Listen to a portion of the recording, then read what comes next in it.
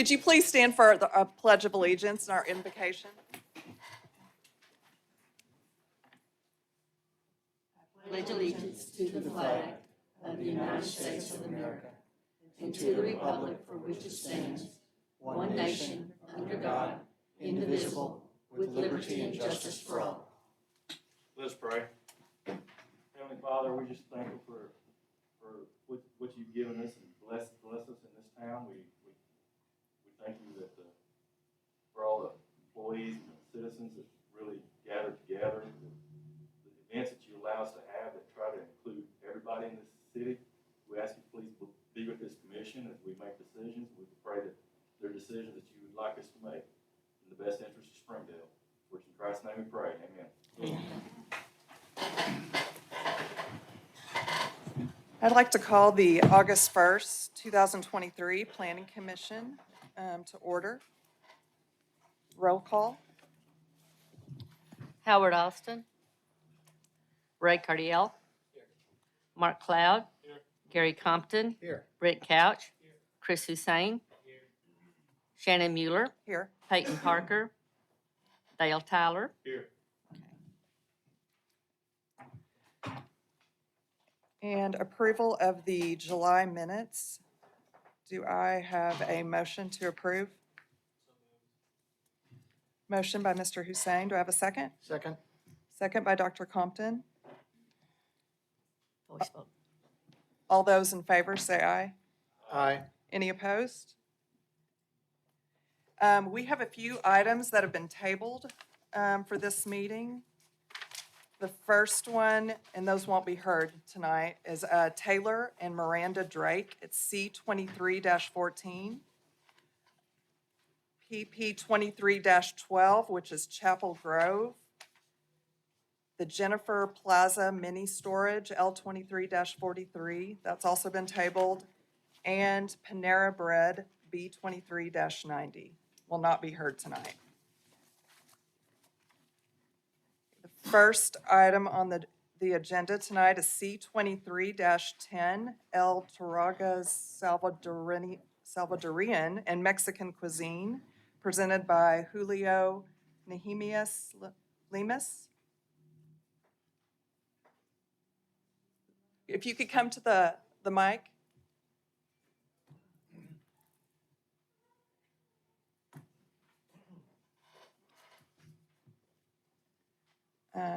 Could you tell us what this is in reference to? We are trying to place a food You need to truck on- speak up into the mic, please. We are here to get permission to put a food truck on that location. Okay. I have some questions. Do you have a plan for how you're going to provide for your gray water disposal? Yes, Okay, can you tell me what it is? we have permission from Intimo Gaudamus and Tesoro Beach to dispose of gray waters and oil. Okay, that has to be submitted in writing, and it has to go to Springdale Water for approval, because not normally can you take it some, is that on site or where is it? On site. Okay, then we need to get that in writing. We submitted it in writing. Okay, have you talked to Springdale Water about that? How are you getting the We fresh have not. water? And the fresh water, Uh-huh. we have, it will be connected to the site under. How will it be connected?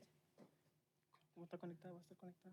So have you been to Springdale Water to see about, are you setting a separate meter? Are you going to, Oh, the building. We're using the building's water. They gave us permission for that. okay, we're gonna have to submit both of those to Springdale Water, and they're gonna have to approve them before we can take any action on this application. Because, just because you worked it out with the, property owner, it has to be approved through Springdale Water. Okay. Okay, so I would suggest that we table this to next month, and you, in the meantime, either set up something in our office so we can work this out, or go to Springdale Water Utilities and get something in writing so they approve of the way you handle that. Okay, what kind of food are you gonna be preparing, and will you have a grill, and do you have a grease separator? Yes. Okay, do you have your health department approval? No. No? They told us we had to wait into. You gotta get the water and the wastewater worked out before you can get your health department approval. Okay, can somebody set up something with him? Y'all talk to him on the way out and see if we can set up something and figure out how we get this stuff worked out? Because it looks like the rest of the things you have worked out. Is the parking lot been striped Can we go to the next picture? Okay. It looks like we have enough parking spaces. You have, all that stuff. It's the water and the wastewater that we still have to work on. And then you want to get power from where? We're trying to set up a block to get power from the city. Like, From the power company? Mhm. They're gonna come and set a separate yes. pole and a meter? Okay. Ed, do they need to see you about getting a permit for a new location to be set? Okay. You have to have an electrical permit. You gotta get the water and sewer fixed first before we can move forward with this. We've got to know that the water, the gray water and the fresh water is being taken care of before we can allow you to set it up at that location. Okay? So somebody, Katie, make sure we get those things worked out, okay? I would request that we table this one until we get those things taken care of.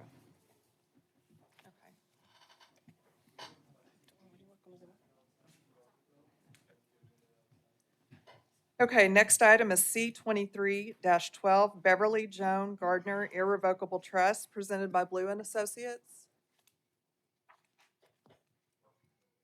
Good evening. Thank you. My name is Nathan Crouch with Blue and Associates, and I have the trustee of the family trust here to speak to this.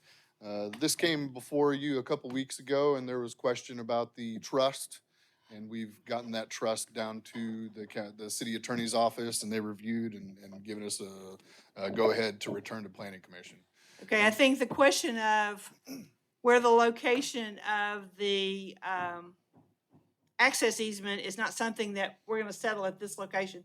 Did y'all get worked out amongst yourself where it's gonna be? Yes, Okay, so where you show it on the drawing, which is on the southern side of this lot is where it's gonna be, and everybody's good with that, yes. okay? I'll just go back and say that's not something we're gonna settle for you. Y'all gotta have to figure out where it has to go. And then that answers one question, and then you're asking for a variance to not pave it at all, or for some time to pave it, Not pave it at all. okay? It's basically rock and dirt out there. They've been using it for years without asphalt. Well, but you're not using the existing site, the existing easement. You're building a whole new one. So it's not going to have the rock and dirt on there with years of use, right? No. Okay, The existing easement, as you can see on the plan, is to be vacated past the home on the northeast corner, to be vacated past the turn where it goes into their garage shed, to be vacated everywhere beyond that. It is paved up to that driveway where it goes up to the shed, but then we'll be replacing that easement to be vacated all the way to the back with the one on the south, 25 feet. so the first question is there any other staff comments that I missed? Okay, the first question is the variance for paving requirements, and that is a call for the vote. You're not doing any pavement. It will be gravel all the way up to the existing Kelly Drive, right? Yes, ma'am. There's no concrete apron there either. I will point out the reason that that location was chosen down on the southeast corner down there is because there's an existing culvert where the driveway comes off Kelly Road. And then it's just hugging the property line to go to the back. That way this front property won't have to have all the traffic going back to the back lot coming in front of their home.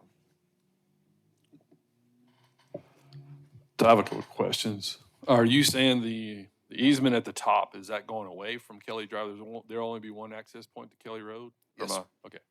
And is the current drive all asphalt? I notice it shows it being asphalt. Is that the entire way, or is it just to a certain point?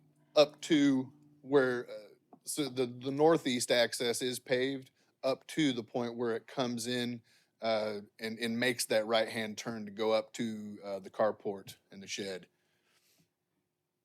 And you can see the end of pavement up by the CL, the center line of the Sure. road. That's the end of the paving. And that drive's gonna stay. Yes. Okay, and the connection between the two are going away, and the other one will be up the southern side of this property. It'd be gravel all the way is what you're proposing. Yes, ma'am. Okay, this will be a call for the vote for the variance for paving.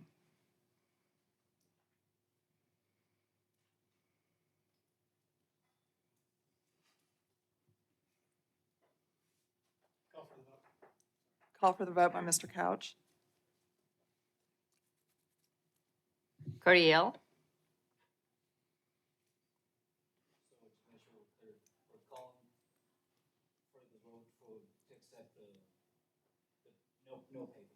Correct.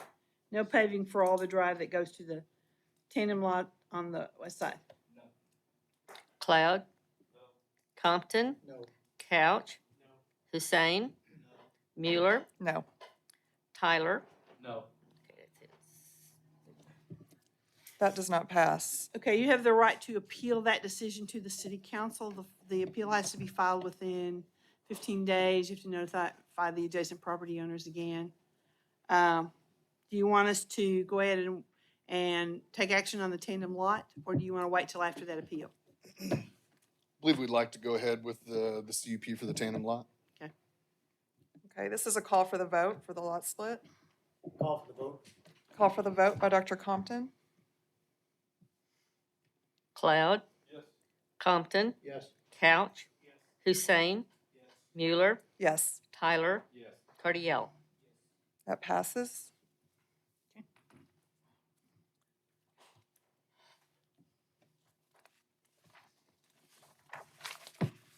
Thank you. Thank you. The next item is B 23-77, Bernice Sudath Incorporated, presented by Ben Sudath. Can you guys move the PowerPoint on? Hi, I'm Ben Sedeth. I was just up here a couple weeks ago. I did some changes that y'all wanted for the pad for the variance going in front of the door of the duplex there. Okay, can we go to the pictures? Okay, so basically you're using that side of the garage as an appliance repair place, correct? No, I'm not. That right there is, I have parts in my garage, yes, but I'm not having people bring me anything. That is stuff that I am either scrapping and throwing away or have repaired and given to property managers or something like that. But that's all that there is. Okay, but you have a home office, Mhm. not an appliance repair business at this location, correct? I have a home office, yes. And by definition, you can only do things that are done by phone or on the computer and that kind of stuff. Do you have any employees? I do have employees, yes. You can't have an employees and have a home office, Well, I have a secretary, that's it. But she lives there too. okay? And then, okay, let's go to the next picture. Technically, she's not employed, she's self-employed, just like I am. She's contracted. Okay. So that's what you were originally asking for, is to pave that entire area inside the black line, and now you've Yes, changed that? I changed it to go from where the existing patio is there on the next picture, if y'all have it. That, go from where the patio is up there, then come back down to where that line is there on the grass, and just make one little pad right there for extra parking. And then you'll remove all the rest of that gravel that's over there by the fence? Or it's Yeah. already been removed? It hadn't been removed yet, no.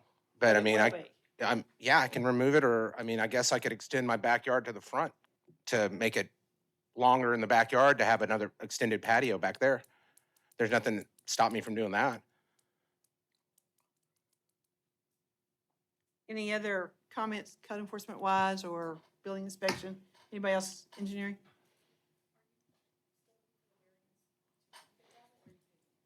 No, I wanted to pave just to do a pad right there, but I haven't even done any of that because I didn't know if y'all were gonna let me do the pad.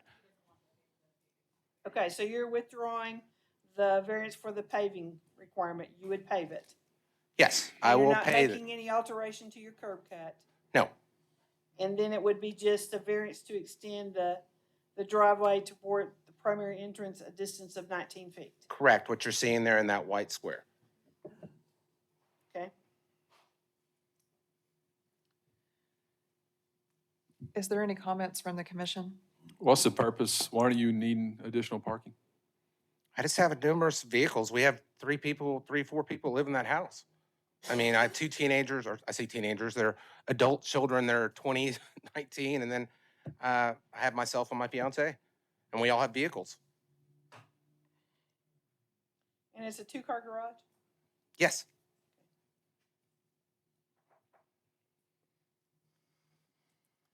Okay, this is a call for the vote. Call for the vote by Mr. Couch. Compton, Yes. Couch, Hussein, Mueller, Yes. Tyler, Yes. Cardiel, Cloud. That passes. Okay, you have the authorization to extend the driveway. You still don't have a business license. Your business license is still for a home office. A home office is for things that's done by the computer, by mail only. You're not supposed to have anything stored on site. No one's to come to that site. That is the definition of a home office. That is Okay? correct. Okay. Okay. Thank you. Next item is B23-81 Trickling Creek Warehouse, presented by Earth Plan Design Alternatives. My name is James Gerst with EDA. We're coming back for you with a revised drawing. We had this here, I guess, 3 weeks ago, so I'm here to answer any more questions you may have. You want to explain the change that you made? Yes, we're only going to be requesting to gravel the rear portion. We're extending the paved portions down the sides of the buildings as shown. Previously, you were asking for each of those drives along each side to be gravel as well. Correct, and we've Okay. reduced that. Katie, do you have any engineering comments? Do we have any other comments? No. Okay. Fire department have any issues with the way it's proposed? Yeah, this will meet the fire code the way he's modified it. So this is a variance for the paving requirements with the gravel to be remained as shown on this revised submission. Is there any comments from the commission? Is there future access to the, I'm gonna call it south down on the right side of that drive? Is that? No, we're actually trying to close. Is that a dead end? Yeah, we're trying to close that. There's existing something there now, a driveway that's Sure. been used in the past, but we're not intending to use it at all. Okay, this is a call for the vote. Call for the vote by Mr. Cloud. Couch, Hussein, Mueller, Yes. Tyler, Yes. Cardiel, Cloud, Compton. Yes. That passes. Thank you. The next item is W23-20 Shaver Edition, presented by Jay Young. Hello, Jay Young with Development Consultants. This is a variance request for required adjacent street improvements. This is an approved preliminary plat, getting ready to go into construction to build the street. The street's going to come in from Shaver Street and serve these 10 lots. There's a lift station that's going to be built that's going to be served by the same street. None of these lots will be served by coming off of McRae. And so we are requesting to have a variance not to improve McRae Avenue. Technically, you're asking for a waiver because it's not a variance, it's a waiver. Yes, ma'am. Thank you. Okay. Are you dedicating the right-of-way in accordance with the master street plan with this plat? Yes, ma'am. This is a recommendation to council. Engineering, do you have any comments? No? You're not recommending payment in lieu of improvements? Okay. Engineering's recommending payment in lieu of improvements, yeah. Okay. Any comments from the commission? Okay, I need a motion with recommendation to council to approve or deny. Or do recommendation for payment in lieu of improvements or a waiver? I'll make a motion to recommend the council to add payment in lieu of. Motion from Mr. Tyler. Do I have a second? Second by Mr. Cardiel.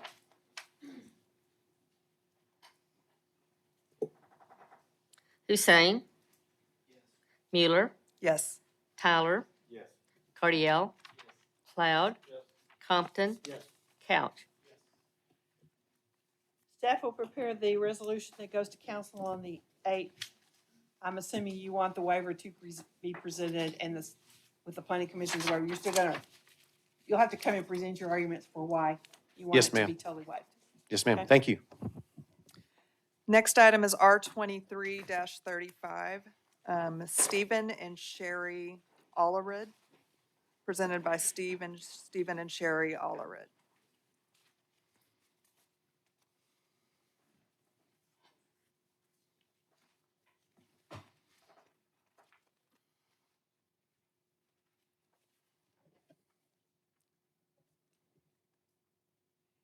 You're wanting to rezone from A1 to SF1?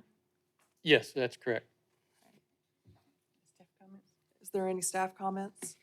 The comprehensive land use plan indicates low-density residential use for the area. The rezoning request is in keeping with the following goals and policies of the comprehensive land use plan is recommended for approval. Appropriate locations for single-family and multifamily residential development should be provided based on accessibility, site suitability, utility availability, neighborhood compatibility, and environmental factors. Do I have any comments from the audience? Could you come to the mic, state your name and address?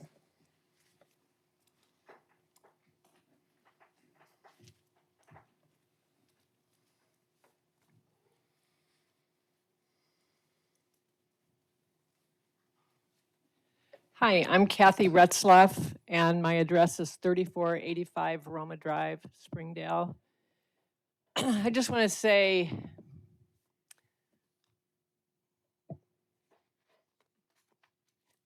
Sherry and Steve are our friends and neighbors, so it's very difficult for me to come and voice any disapproval with this, but we weren't initially notified of this, and we just found out of this request through a neighbor. And my initial reaction was, this is going to really negatively affect our property values. We are 2 neighbors to the north of them. And so I got online and I tried to do as much research as I could about what the implications were of making that, rezoning it.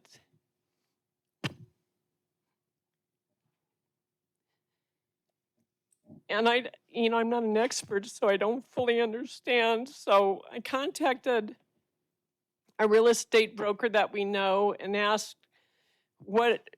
him, he's familiar with the area, and asked him what the implications were. And his opinion, and I have that here. I don't know if you want me to read it or just present it to you, but his opinion really was right in line with ours, that it probably will decrease our property value, because if someone comes in and especially maybe an investor who wants to build a small rental property, we've had rental properties before, and we know how renters do not really have a vested interest in the neighborhood. They don't take care of the property. And so our concern is that this will have a negative impact, and it's not really in keeping with the other residences that are in that area, even though there have been a few properties that have been split out that way. 2 of them, nothing has happened since that split occurred. And I think at that time when that rezoning was done, we weren't really thinking of what the future implications would be. But I know if Steve and Sherry are going to be moving, so they're not going to be here to have to live through whatever happens to that property after they leave, but we will. So we just want to express our concern about that rezoning request. And again, it was hard for me to do that. Okay, let me explain what an SF1 zone really is. It is a single-family residential zone only. They can only do single-family homes. The existing lot was annexed into the city. That whole subdivision was annexed and technically as A1. And all those lots are considered to be non-conforming because they don't have 200 foot of frontage or 2 acres minimum lot size. So rezoning it to an SF1 will allow a single-family home on an 80-foot lot with 10,000 square feet. The only way they're going to be able to put something else on there, number one, is they're probably going to have sewer because you have a septic tank now, right? Correct. Yeah, I don't know that you're going to get another structure on there until sewer becomes available along there, and it would be, the existing structure would have to be torn down in order to put another structure on there that meets the requirements, the minimum lot sizes and the minimum frontages in an SF1 zone. So the impact on the neighborhood is it's still single family at best case, and I don't know that it fit, you could get 2 single family homes on there, one that faces Roma and one that faces 112. That's all that can happen, even with an SF1 zone. Okay, if that helps your comfort level any. We're not opening it up for duplexes or triplexes or multifamily or anything else. It's still going to be only single-family homes, and they have to meet the minimum lot sizes, which is 80 foot of frontage and 10,000 square feet per structure that goes on there. And in order to do that, it'd have to have sewer in order to be able to make that kind of change. Just so you understand what SF1 means. Okay, thank Okay. you. Do you have any other comments? Is there any comments from the commission? This is a call for the vote. Call for the vote by Mr. Cloud. Mueller, Yes. Tyler, Yes. Cardiel, Cloud, Yes. Compton, Yes. Couch, Hussein. This passes. Staff will prepare the ordinance that goes to council on the 22nd. Thank you. Thank you. The next item is R23-36 R&D Property Holdings LLC, presented by Destin Davis. Good evening. You're wanting to rezone from SF2 to MF2? Yes, and it's in conjunction with a replat.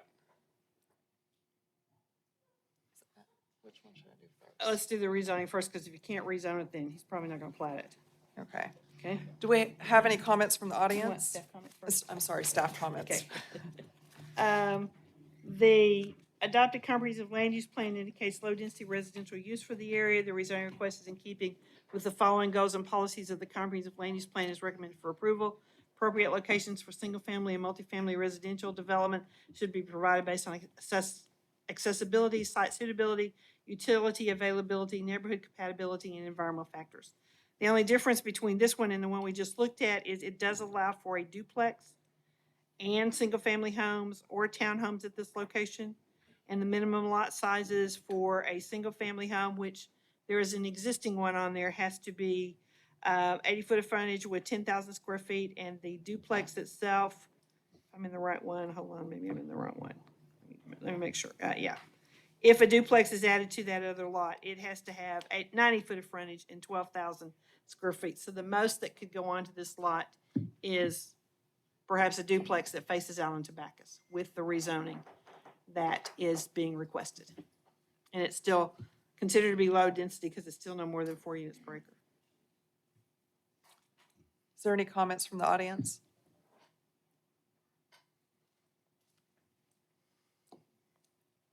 Any comments from the commission? So you're taking 3 lots and splitting it into 2, correct?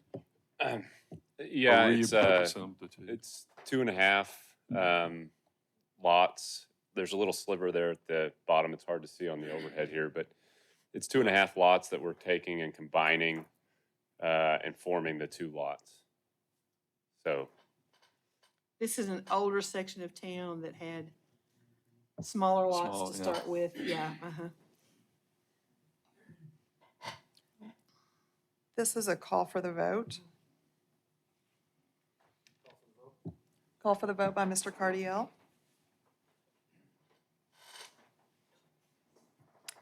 Tyler, Yes. Cardiel, Cloud, Yes. Compton, Yes. Couch, Hussein, Miller. Yes, Miller. that passes. Staff will prepare the ordinance to get the rezoning goes to council on the 22nd. Perfect. Do I need to wait around for the replat as We're well? gonna go ahead and do it at the same time. Yes. We'll Okay, do it now. thank you. The replat is a motion, subject to staff Yeah, comments. we need staff comments first. Okay. Oh, okay. Yeah. We're looking at it. We just need staff comments. Rick, do we have some staff comments? All right, so in addition to standard comments, we need to identify the ownership, address, parcel number, and zoning of all the adjacent properties. So please display these items for all properties who received mail notifications. Plat shows a gas line abruptly ending at the property line between the two newly created parcels, so it appears that we may need to see a gas line easement. Under certificate of approval, please move the city clerk line to the right a hair in order to align it with the other dates and signature lines. And in accordance with this evening's decision by the Planning Commission, please update the plat to reflect the new zoning. The issue with the gas line, it's either gonna have to be relocated or you're gonna have to have an easement across there before we can finalize the plat. Okay? Okay, and I I can, assume it's the gas service to the house. yes, it is. Okay, so it's gonna either have to be relocated along the street or in an easement, or you're going to have to put an easement across through there before we can finalize the plat, okay? Okay, Because right now, you can't have that going across another piece of private property when we split it, okay. okay? All right. Thank you. Anybody else, engineering, have any questions or concerns? Okay, this is a motion, subject to staff comments. So motion. Motion by Mr. Cloud. Do I have a second? Second? Second by Dr. Compton. Cardiel, Cloud, Compton, Yes. Couch, Hussein, Mueller, Yes, Tyler. Yes. that passes. If you want the replat to go to council next Tuesday, we need it in my office by Wednesday at noon. You can go ahead and have council approval, but it won't be signed until the gas line issue is taken care of. Okay, If so, you want to wait till the gas line issue gets taken care of, we can go through then, but the soonest it could be is you have to have the ordinance in our office tomorrow by noon to get it next Tuesday evening. okay, so I just need to submit the paperwork tomorrow by noon. I have to submit the new replat as well? Yeah, you have to show Okay. that either relocated, where you're gonna relocate it to, and that one would be abandoned, and it won't be signed. I'm the last one to sign, and I won't sign until that has actually been relocated off the site. Okay, Okay. I get that. Is there any way I can have a day or two? I just got comments this morning on that. Oh, you don't have to turn it next week. It's just, that's the very soonest that you can get it on the agenda at council is next Tuesday night. We have to have it tomorrow, but you can go to the second council meeting in 2 weeks if you want to. Okay, so Yeah. there's another one in 2 weeks. You Okay, just contact the office and we'll let you know what the deadlines are depending on when you want to get it done. okay, Okay? okay, thank you. Next item is R 23-38, JSCT Holdings LLC, presented by Expedient Civil Engineering. Jason Ingles with Expedient Civil Engineering, looking to rezone this parcel from SF2 to O-1, and I'll answer any questions. Staff comments? The adopted comprehensive land use plan indicates low-density residential use. The rezoning request is in keeping with the following goals and policies of the comprehensive land use plan is recommended for approval. Small-scale, limited-impact commercial development should be accommodated at selected locations within or at the edge of residential neighborhoods to address retail and personal service needs of nearby residents in a convenient and accessible manner. And what y'all need to remember on this one is there's a cul-de-sac going in on the North 56th Street improvements at County Line Road. So this kind of puts this in a different scenario than it is what is out there today. Okay? Creates a little bit different scenario. The RO zone that they are proposing allows for single-family homes and offices, limited to offices not to exceed 5,000 square feet. And there's no outside storage of any equipment or any materials or anything else. It just functions as an office or a clinic. Could be a health clinic as well. And that's what is being proposed with the RO. That's a roundabout, correct? Not a cul-de-sac, but a roundabout, is that correct? Okay, okay. Yeah. Did you say RO or O1? I'm sorry, O1. Okay. I'm so used to RO is what it used Yeah. to be, and every once in a while that still comes back, and it's been a long time Gotcha. since it was, yeah, sorry, O1, it's the correct one. Okay, are there any comments from the audience?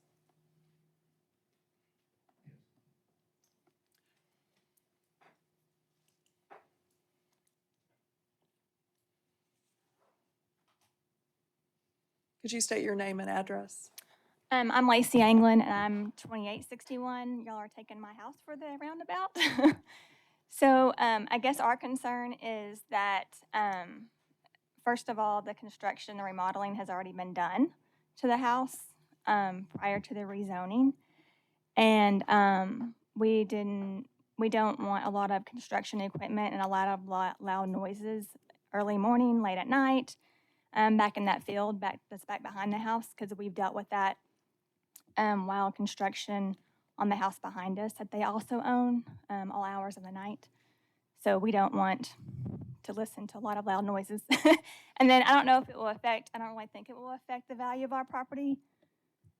But being y'all are taking our house, I don't know how long we'll be there anyways, but yeah, that's about it, I think. All right, thank you. Are there any other comments? I'll just make one more comment. As an RO, they can't store anything outside. There can't be any equipment or materials or anything stored in an O1 zone. It truly is just for an office. And they've been told that from the first time they met in our office, that's what it has to be. It truly is just an office in an O1 zone. Now, they got a permit for a residential building permit. Ed, you want to talk about that? Yeah, the dwelling was originally received a permit for residential alteration to convert the garage into, I believe, into a living space. And at inspection, we found it was being used as an office, and that facilitated the change in zoning. They will have to have paved parking spaces too, once it's converted to that commercial use. They'll have to have paved driveway and paved parking spaces as well. We'll get a non-large scale that shows how all that's gonna go together. And engineering will get to look at what impact it has on the drainage, and that's how that one will move forward. Okay? Okay, that's not something we discuss here, is the impact on values. You'll have to talk to an appraiser or something like that. I mean, it is a limited commercial use at a location that's seeing a tremendous amount of change in that area with the roundabout being put in.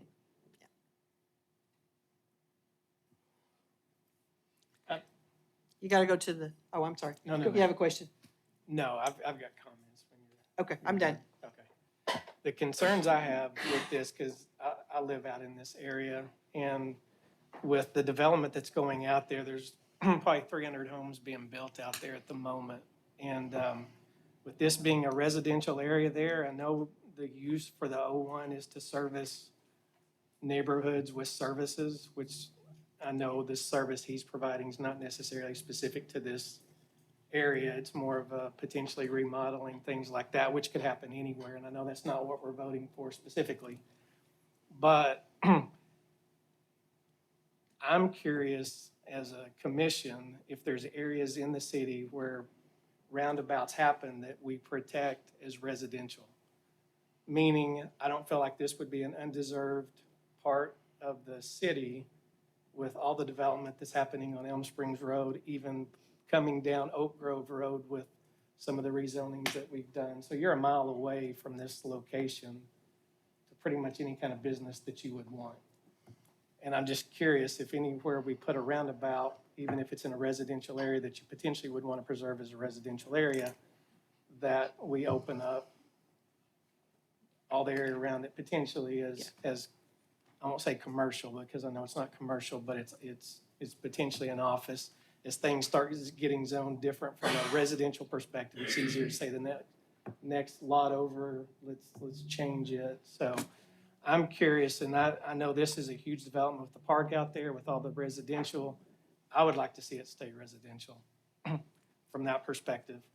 If the development goes a different way out there, I know you're saying with the roundabout and even potentially that connecting to the road on the access road that would lead into Walmart, I'm curious what the growth will do, but it looks like that we've been approving residential development out there, and I would just have a concern with that. I think that's a great question. And I think the city and the planning commission and the planning department do try to do that. But I think as growth happens, for whatever reason, other things happen that make it commercial, and it wasn't anticipated that way.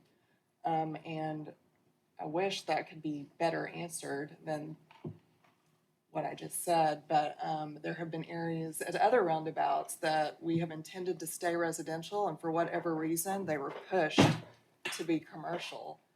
And I don't know if this could stay that way. I mean, I think it should be, and it's a great thing, but You have it going the other way too. yes. Harbor and Gene George. There's a brand new residential development going on that corner. We have it at different places, in different locations. I think as we get back into looking at the land use plan, that's a really serious issue we need to look at. You know, 56 is a major collector. It's designed to carry a lot of traffic. It connects into County Line Road. The master street plan shows County Line Road going all the way and tying in and eventually going over 49. It becomes a different scenario as those areas and those improvements are taken. This allows it, we've always used an O1 as a buffer between the residential that's already there to some other kind of commercial in it. We've already used it as a buffer. It would just make it easier for other stuff to get rezoned around Yeah. it then and to change. And there's gonna be a lot of access to stuff on Wagon Wheel and Elm Springs Yeah. Road from the development. So I'm just saying this isn't, it's like a mile away. These So are the just- tough decisions Yep. that have to be made as I'd like to development see it occurs. stay residential. What is being used for, I know the same person owns both properties, Lot B, and this is A, I believe. Do you know what the purpose of Lot B is currently? I do not, but They've already maybe built a single-family home on it, have you not? I believe it's, Yeah. Yeah, they've already built.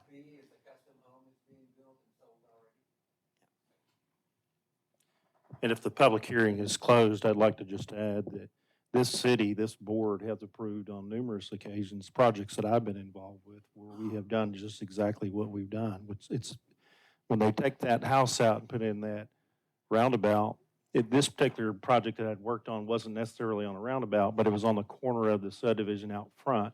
And that was approved for that RO zoning to allow residential office. Because, I mean, really, if you're gonna do residential office, you don't want it within the development, you want it on the outskirts of it. And I've seen this board approve that on many occasions, so.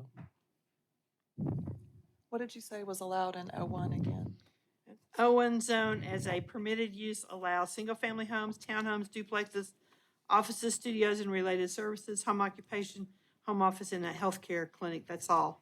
You can't put a service station in there. You can't put anything with drive-up windows, any of those kind of things. The worst case, you hear me say, whatever you consider to be the worst thing that can happen in that zone, if that's okay, and one of the considerations would be offices, studios, and related services. That's what's opened up in this zone that wouldn't be allowed otherwise. Is this building going to be strictly an office, or is it going to be an office and a home? Well, it can't be both unless it's Strictly an separated office. into two. Yeah.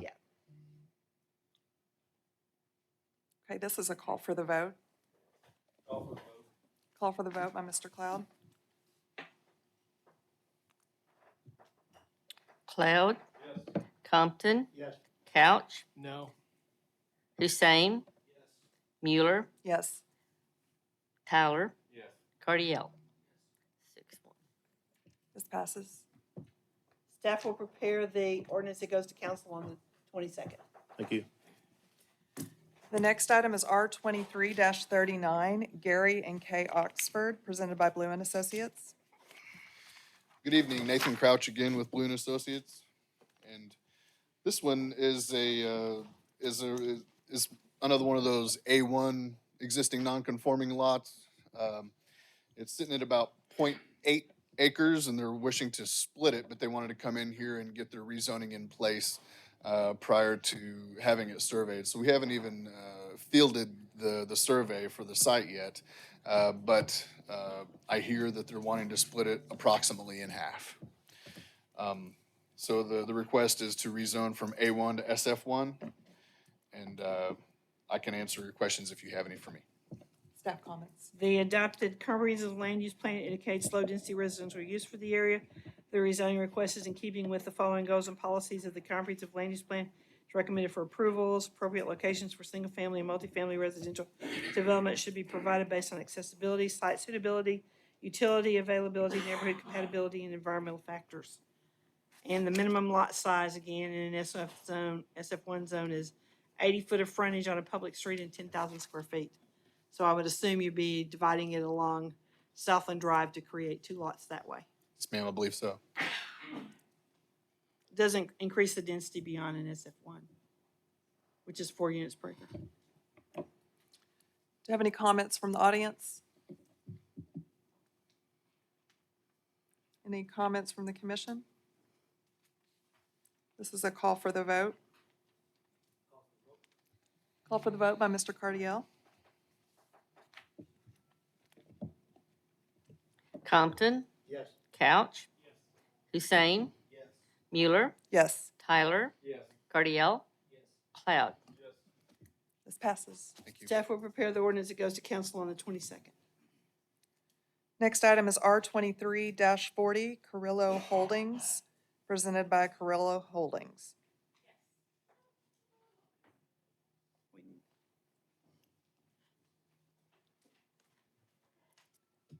This is SF2 to C2, correct?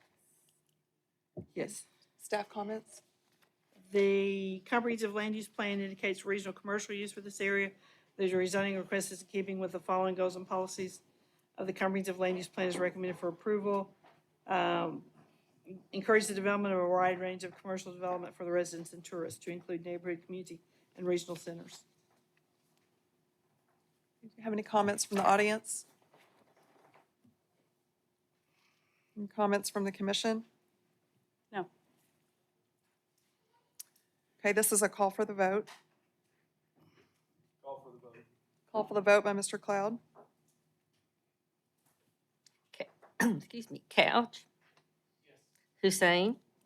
Mueller. Yes. Tyler. Yes. Cardiel. Cloud. Compton. This passes. Staff will prepare the ordinance that goes to the council on the 22nd. You can't convert it to commercial use until you submit a large-scale development plan so we can see what you're going to do with it. Okay? Perfect. Thank you. Next item is R23-41, Lloyd and Ann Godby, presented by Lloyd and Ann Godby.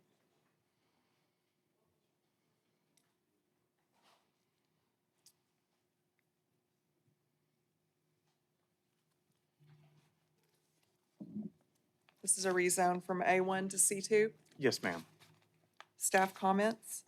The comprehensive land use plan indicates low-density residential use for the area. The rezoning request is in keeping with the following goals and policies of the comprehensive plan is recommended for approval. Small-scale, limited impact commercial development should be accommodated at selected locations within or at the edge of residential neighborhoods to address retail and personal services needs of nearby residents in a convenient and accessible manner.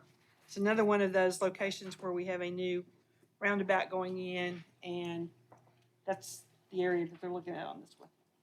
What have you been using the property for? Landscaping business. Yeah, it's been a business for quite some time. It was annexed into the city in zoned A1. That's a permissible use in a A1 zone too, so. Do you have any comments from the audience? Comments from the commission? You don't have to answer this, but is your intent to continue running a landscape business, or are you looking to do something else with this property? I would like to sell it. Yeah. Okay. Okay, this is a call for the vote. Call for the vote by Mr. Hussein.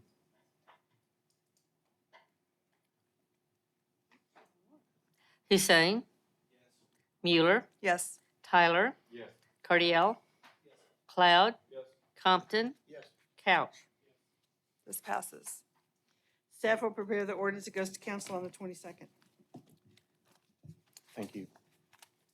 Next item is R23-42 Carolyn S. Teague Trust, presented by Engineering Services. Thank you, Jason Apple with ESI. Here requesting a rezoning for Teague property on South 56th Street. I'll answer any questions. Staff comments? The comprehensive land use plan indicates low residential use for this area. The request is in keeping with the following goals and policies. Comprehensive land use is recommended for approval. Multifamily housing should be developed at a density and scale that is compatible with the surrounding neighborhood and available utilities and roadway capacity. You go to the next slide that shows it's MF 24 to the north. This is where 56th Street's veering off to the east. Yes, to the And east. this property will have frontage on 56th Street when the road's The old completed? 56th Street, I'm sorry? not New Gene George, but 56th Street. Okay, Yes.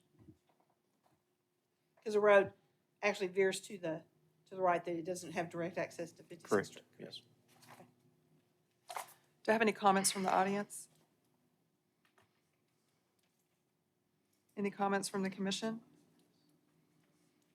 This is a call for the vote. Call for the vote by Mr. Couch. Mueller, Yes. Tyler, Yes. Cardiel, Cloud, Compton, Couch, Hussein. This passes. Staff will prepare the ordinance that goes to council on the 22nd. Thank you. Next item is C23-13 Hope City Church, presented by Hope City Church. Hi, my name is Adam Barry. I'm the lead pastor at Hope City, and we're requesting a conditional use exemption for the after-school program location at 866 South 48th Street to be used for weekend worship services. Staff comments? Okay, your proposed time of operation is on Sundays only from 8 to, We'll be in the space from 8 till 1 p.m. on Sundays only? Yeah, gatherings are at 10 a.m. Okay. I can say this is one of the first ones we've done that actually has enough parking on site. Okay, so we really appreciate that. Oh, yeah. And we did look because they have an approved large scale to add another building on that, and even if the building goes in, we still have enough parking. Yes, So, ma'am. Okay. The ingress and egress is acceptable. There's not anything on this site that creates a problem for a church going into that. The only thing I don't know is, are you adding any additional signs? Not permanent, no. Okay, As far as signs, it would just be like sandwich board signs for parking and like street flags that go in and out every weekend just to mark that this is the entrance for the church. okay. I don't know that street flags will have the name of the church on it, or it'll just say something generic, because street flags. It'll have the name of the church on it. Okay, Yes, you ma'am. need to get with building inspection and see if you need a permit for those, Okay. okay? We don't have any other comments. Okay. This is a call for the vote. Call for vote. Call for the vote by Mr. Tyler.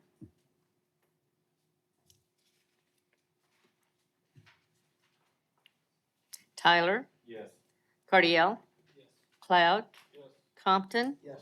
Couch, Hussein, Mueller. Yes. Thank you. Staff will prepare the resolution, goes to council on the 22nd, and the condition will be the hours of operation have to be maintained, what you submitted. Yes, ma'am. All right. Thank you. Thanks. The next item is C20-08. It's the review of conditional use for Arkansas JRD Church, presented by Annie Ann Carter. I'm actually going to talk about this for just a second. This is a review of a conditional use that was granted to the church at this location. We have been brought to our attention that the conditions of the conditional use have not always been met, and that they are parking over and beyond where they're supposed to. We have been unable so far to contact the church and make sure they know, so we're asking for this to be tabled to the next meeting. So we will continue to try to contact the church and talk to them about it. I know it's a situation that's causing a problem for the businesses in those areas, but we have to make sure that the church understands what the problem is. And so if, I request that we table this to the next meeting. Okay? Okay, next item is PP 23-10, Jacobs Crossing, presented by ESI. Thank you. Jason Apple with ESI. I believe you heard this preliminary plat request last month. We had an oversight on our adjacent ownership information, our public hearing notifications. We had one owner was not contacted properly, so we've since then contacted them and here asking for the reapproval of the preliminary plat. Just to reiterate, it was an error in notification. That last property owner was notified. There isn't any changes to what was presented, but we still have to extend the preliminary plat, if that's what you want to do. Are there any comments? We still need to know if there are any comments from anyone about this. Okay, you have to go up to the Yep. top, please.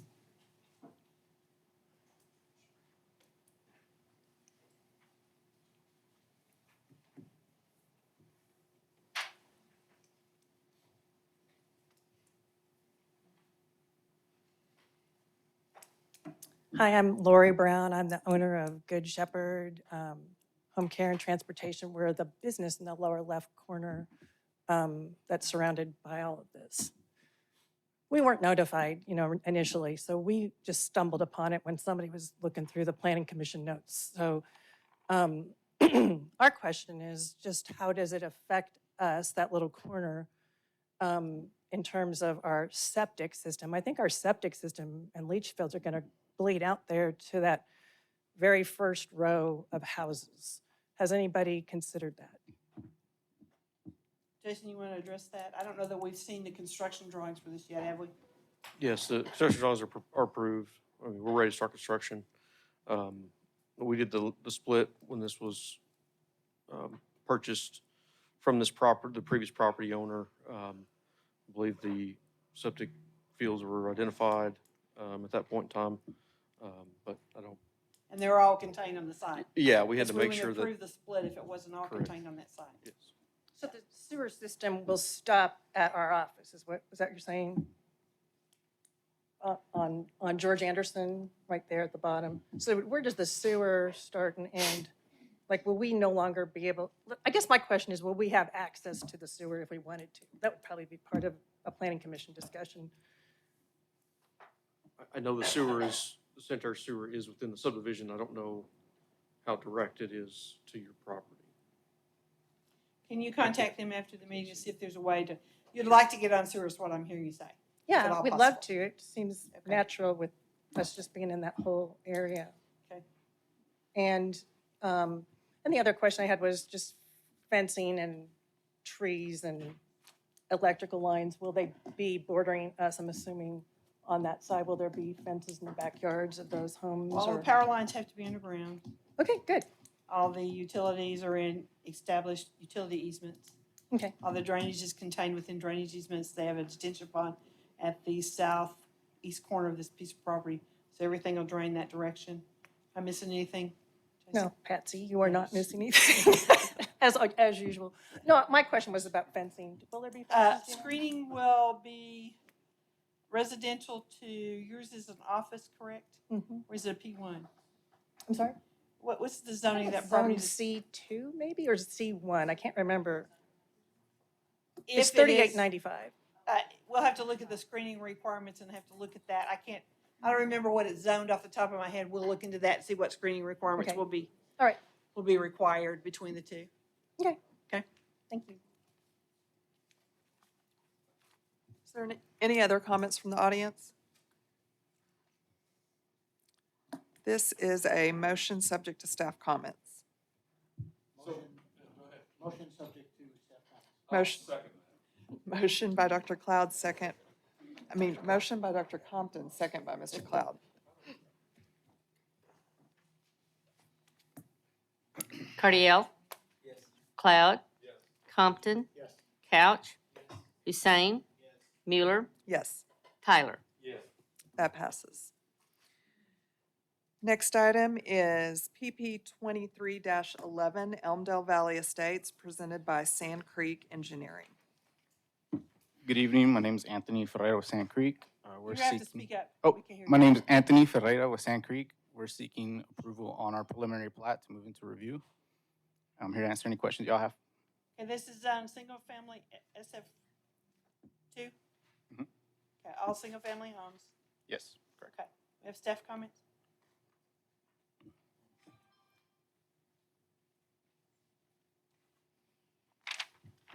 I missed that page. Wrong one. Okay, and as always, engineering comments are usually answered on the construction plan, so it sounds like a lot, but there's really not too much. Add a trickle channel to the pond, and it was indicated that they would like to request an alternate material. We usually don't do this as a waiver. It would just be an alternate material request to the engineering department, so if you just get us the details for that, we can look at it. Please provide access easements as necessary to provide maintenance access for trucks and backhoes into the ravine ponds. We just want to make sure we can, if Public Works needed to get in there, they would have access legally.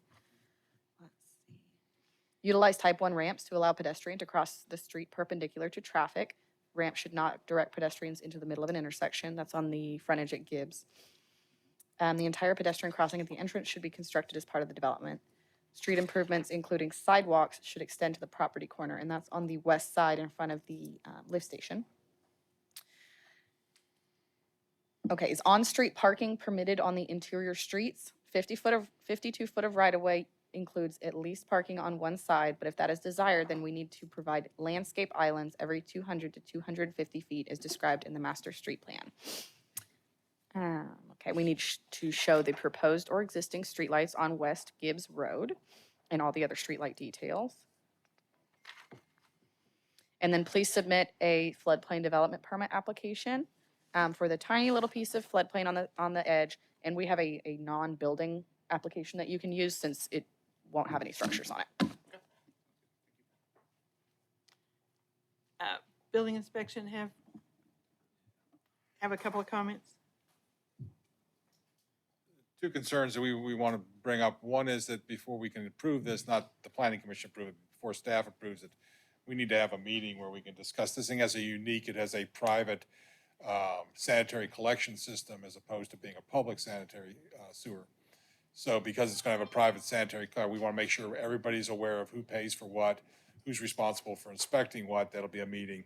But the other thing we want to know is how is it going to be maintained in the future, and make sure that there's sufficient documentation within the POA in order to pay for that over time, because sewer systems do end up having to have maintenance. The only thing that the city will own is the lift station at the far corner there. All the collection for all the sewer net is going to be through a private collection system. It's a low pressure system. They're put pumps in. The other thing is that we haven't got a water flow test yet, and we really need a water flow test on Gibbs Street so we can make sure this thing can go forward. So we've actually had a water flow test. Yeah, done. All that. And we Okay. had, the water department do a whole analysis on what they require us to do as far as an improvement along the frontage of it all and upsizing the lines and everything. Okay. Have they sent the water flow test? You guys to got a the, backup conversation going on yeah, we can't hear. Yeah. Yeah, y'all will work I'm that sorry, out. I'm sorry. They say there's been a water flow test. As long as he gets it to my office, we'll be fine. Sounds good. And we do know that the whole private low-pressure system has to be approved before Springdale Water, before you can go to construction. And we'll answer all those kind of questions as well. Yeah. And on the street provision, I had a conversation with the developer a little bit. We're gonna work out whether you want to put in islands or additional landscaping or something to address the master street plan portion of it. Yep, we're looking at options right now and just kind of going through that. We'll get all that worked out Yep, before we get done. exactly. Yeah, okay. The concept is the way it's laid out, single-family homes. Some of them are pretty large lots. I think basically it all works. It's a little bit unique in that the terrain's really different out there for a sanitary sewer system, and so we've got those details still to work out with Springdale Water. Exactly. Correct. This is a preliminary plat, correct? Right. Correct. Right. Next step after they get preliminary plat is to get the engineering drawings and all the details worked out before they can actually go to construction. So we got a lot of work to do before they turn any dirt still. And we need adjacent property owner questions. Do we have any comments from the audience? Could you come to the mic, state your name and address?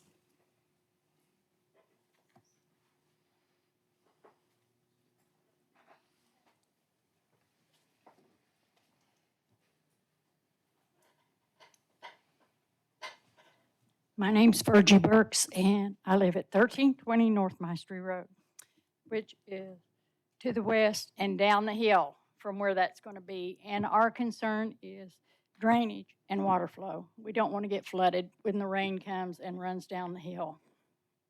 Because we've already got the highway coming in front, the gas line coming in back, and the water line, and they're taking all the trees and all that. So we want to make sure that there's going to be drainage, and it's not going to run down on us. If you go back to that drawing, you see they put detention ponds in several locations, and this, all that drains back. Well, I guess there's a portion that detains and goes to the west, but it has to be detained before it actually leaves the property so that there's no more flow comes off after it's built than there is today. Okay. Okay. You understand that? As I said, this is kind of a unique site, so they've had to do some kind of innovative ways to keep it where it meets our drainage criteria so they don't flood people downstream. Okay, we were very concerned about it. Yeah. We all knew that situation when we started this one. Yeah. And I had a question along the same lines. We are Good on, name and address, please. oh, Julie Alexander. And I'm with the Betty Bowen Trust. Okay. And our property, along with Philip Hayes, runs on the backside of the proposed subdivision. And our concern is also water flow, because the dam is located, our property backs up to the dam, and the dam does flood. So we were concerned with a lot of water coming off of that subdivision back into that creek, which the creek goes through the middle of our property. Is there a way to find out if there's a test that's been done, or you said a water analysis? Well, they've prepared a preliminary drainage report that our engineering department has looked at in great detail to make sure that we're not affecting adjacent property owners, that any increased water is being taken care of on site before. Now, if there's an existing problem, they just can't make it any worse. All right, you say there's a problem with the dam itself? Well, no, I wouldn't say that. The water goes around it, maybe? It goes over it. Over it, okay. Okay. Now that, of course, I think people know that Elm Springs floods. So that's a concern. The other concern is that the creek runs through our property, and basically we were looking to, I think I called Anthony, I think I called you about possibly getting, buying a lot for the purpose of an easement from that subdivision into the top side of our property. Because the creek cuts the property in half. And what happens is we can't really necessarily cross that creek the way that it is, but so the top side of our property becomes unusable. So you're looking for an access easement out of one of the lots, across Yes, that lot ma'am. to the property to the north end? Okay. Yes, ma'am. Are you guys gonna propose that in the subdivision? Because that's not on here now. I just found out about all of this not too long ago. I'm the daughter of Betty Bowen. She's here. Okay. And so I called in a panic, and I was like, can you just move the subdivision over a little bit and give us some, you know, That's a little like, bit hard. It looks good on paper. It's a little bit harder to do on the ground. Yeah. I was trying to joke. Yeah. Because to me, it was a little bit serious, you know? So, Well, let me just comment to say, if y'all work that out, you'll have to come back and do a revised preliminary plat so we know how that's gonna work before we let you move forward with it. okay. At least in that section, if the developer entertains that idea to do that, that would be a change to the preliminary plat itself. Right. Okay? So so what are the next steps to find out if that's feasible to, You're gonna have to work with those engineers. The city's not gonna get in the middle of that discussion. okay, You'll have to have those discussions to see if you can something worked out. We would not dictate that they have to do that to make that access point. okay. So y'all have to work something But- out. Okay. So then, one other issue that Philip has. Go ahead. Good evening. Thank you, Commission. I'm Dr. Philip Hayes. I live and have property just to the north there. And on inspection of the parcel description, and looking at the preliminary survey flags they've got out there, I just wanted to ensure that we're in agreement on what the property line is on the north end of the proposed development.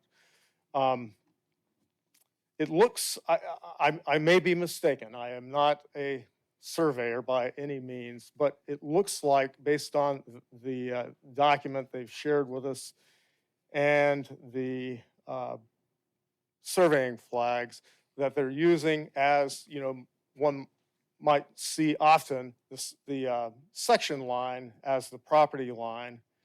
However, going back to the warranty deeds filed with the county, the original survey plats and everything, the property line is slightly off of the section line and actually would be to the south of the section line.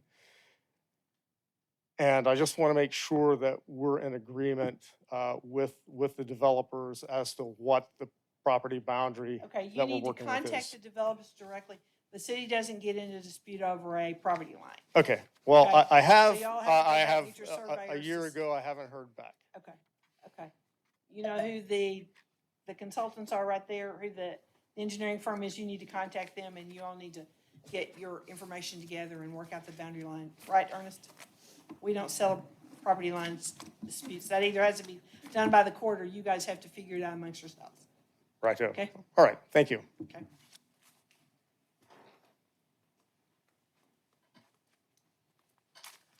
My name is Barton Ashworth, and I reside just west of this new development. And my concern is there's a water pipe that is going to be installed going to the city of Fayetteville that runs there on the west side of the property. And they want to come 30 feet into my property and cut down thousands of trees. What's the common sense and rationale of that when we got wide open land? Well, first of all, this is a city of Fayetteville project, not a city of Springdale. And they selected where they wanted to put it. That's not something that was brought to us to identify. And so I'm assuming they put it where they needed to put it for their design. We don't dictate the location of where those goes. They have to negotiate with the property owners in order to purchase the easements down through there. No, this is the city of Fayetteville's line from the pump station. It goes all the way down that side, and they're doing their own project. Now, I don't know if engineering's seen it. Have you seen the city of Fayetteville project? No. I mean, I know the general location because I know how it's laid out, but I have not seen any of the documents or the rationale of where they put it. So if it's the city of Fayetteville and I live in Springdale, then they have no ability to eminent domain my property? They do have the power of eminent domain because they're a city. But they're not my city. It's correct. I mean, I can't go to California. Ernest, can you help us with that? I don't know. I haven't gotten into that issue yet. Oh, okay.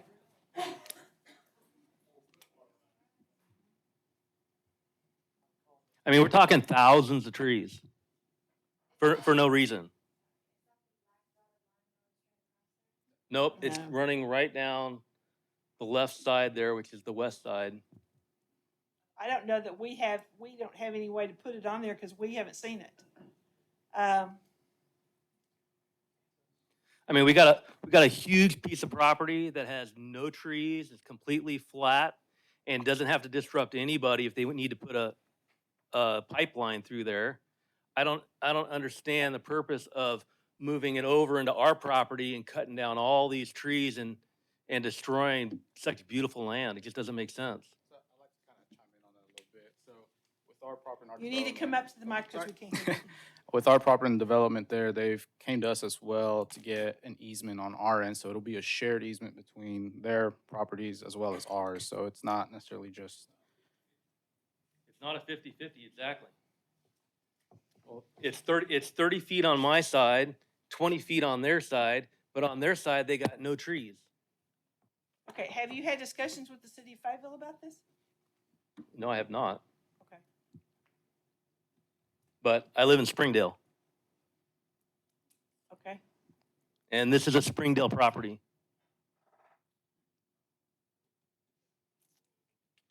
Well, we don't normally get involved in the City of Fayetteville's acquisition for their supply line. Ernest, what kind of guidance can you give me here? I would We think don't we know would what we're need doing to. here. Yeah. I mean, they're also doing a Highway 112 expansion, and they could run the pipe right down 112. You know, there's no purpose of running it right through, and like I said, tearing out thousands of trees on multiple properties. It just doesn't make sense. Okay, I don't know why they cited it at this location. I know where it connects on the north end. I don't know where they're trying to tie into something in Fayetteville. I would suggest you sit down with the city of Fayetteville and see what their justification for putting it there instead of along 112. I don't have the answers for you. I don't know.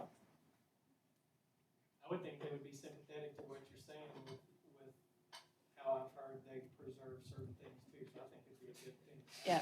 Well, I would request that the city of Springdale tables these plans until it gets figured out, because, you know, I understand it's putting in a lot of new homes, which creates a lot of new revenue, but at the same time, it's not a benefit necessarily to the beautification of the city of Springdale, you know?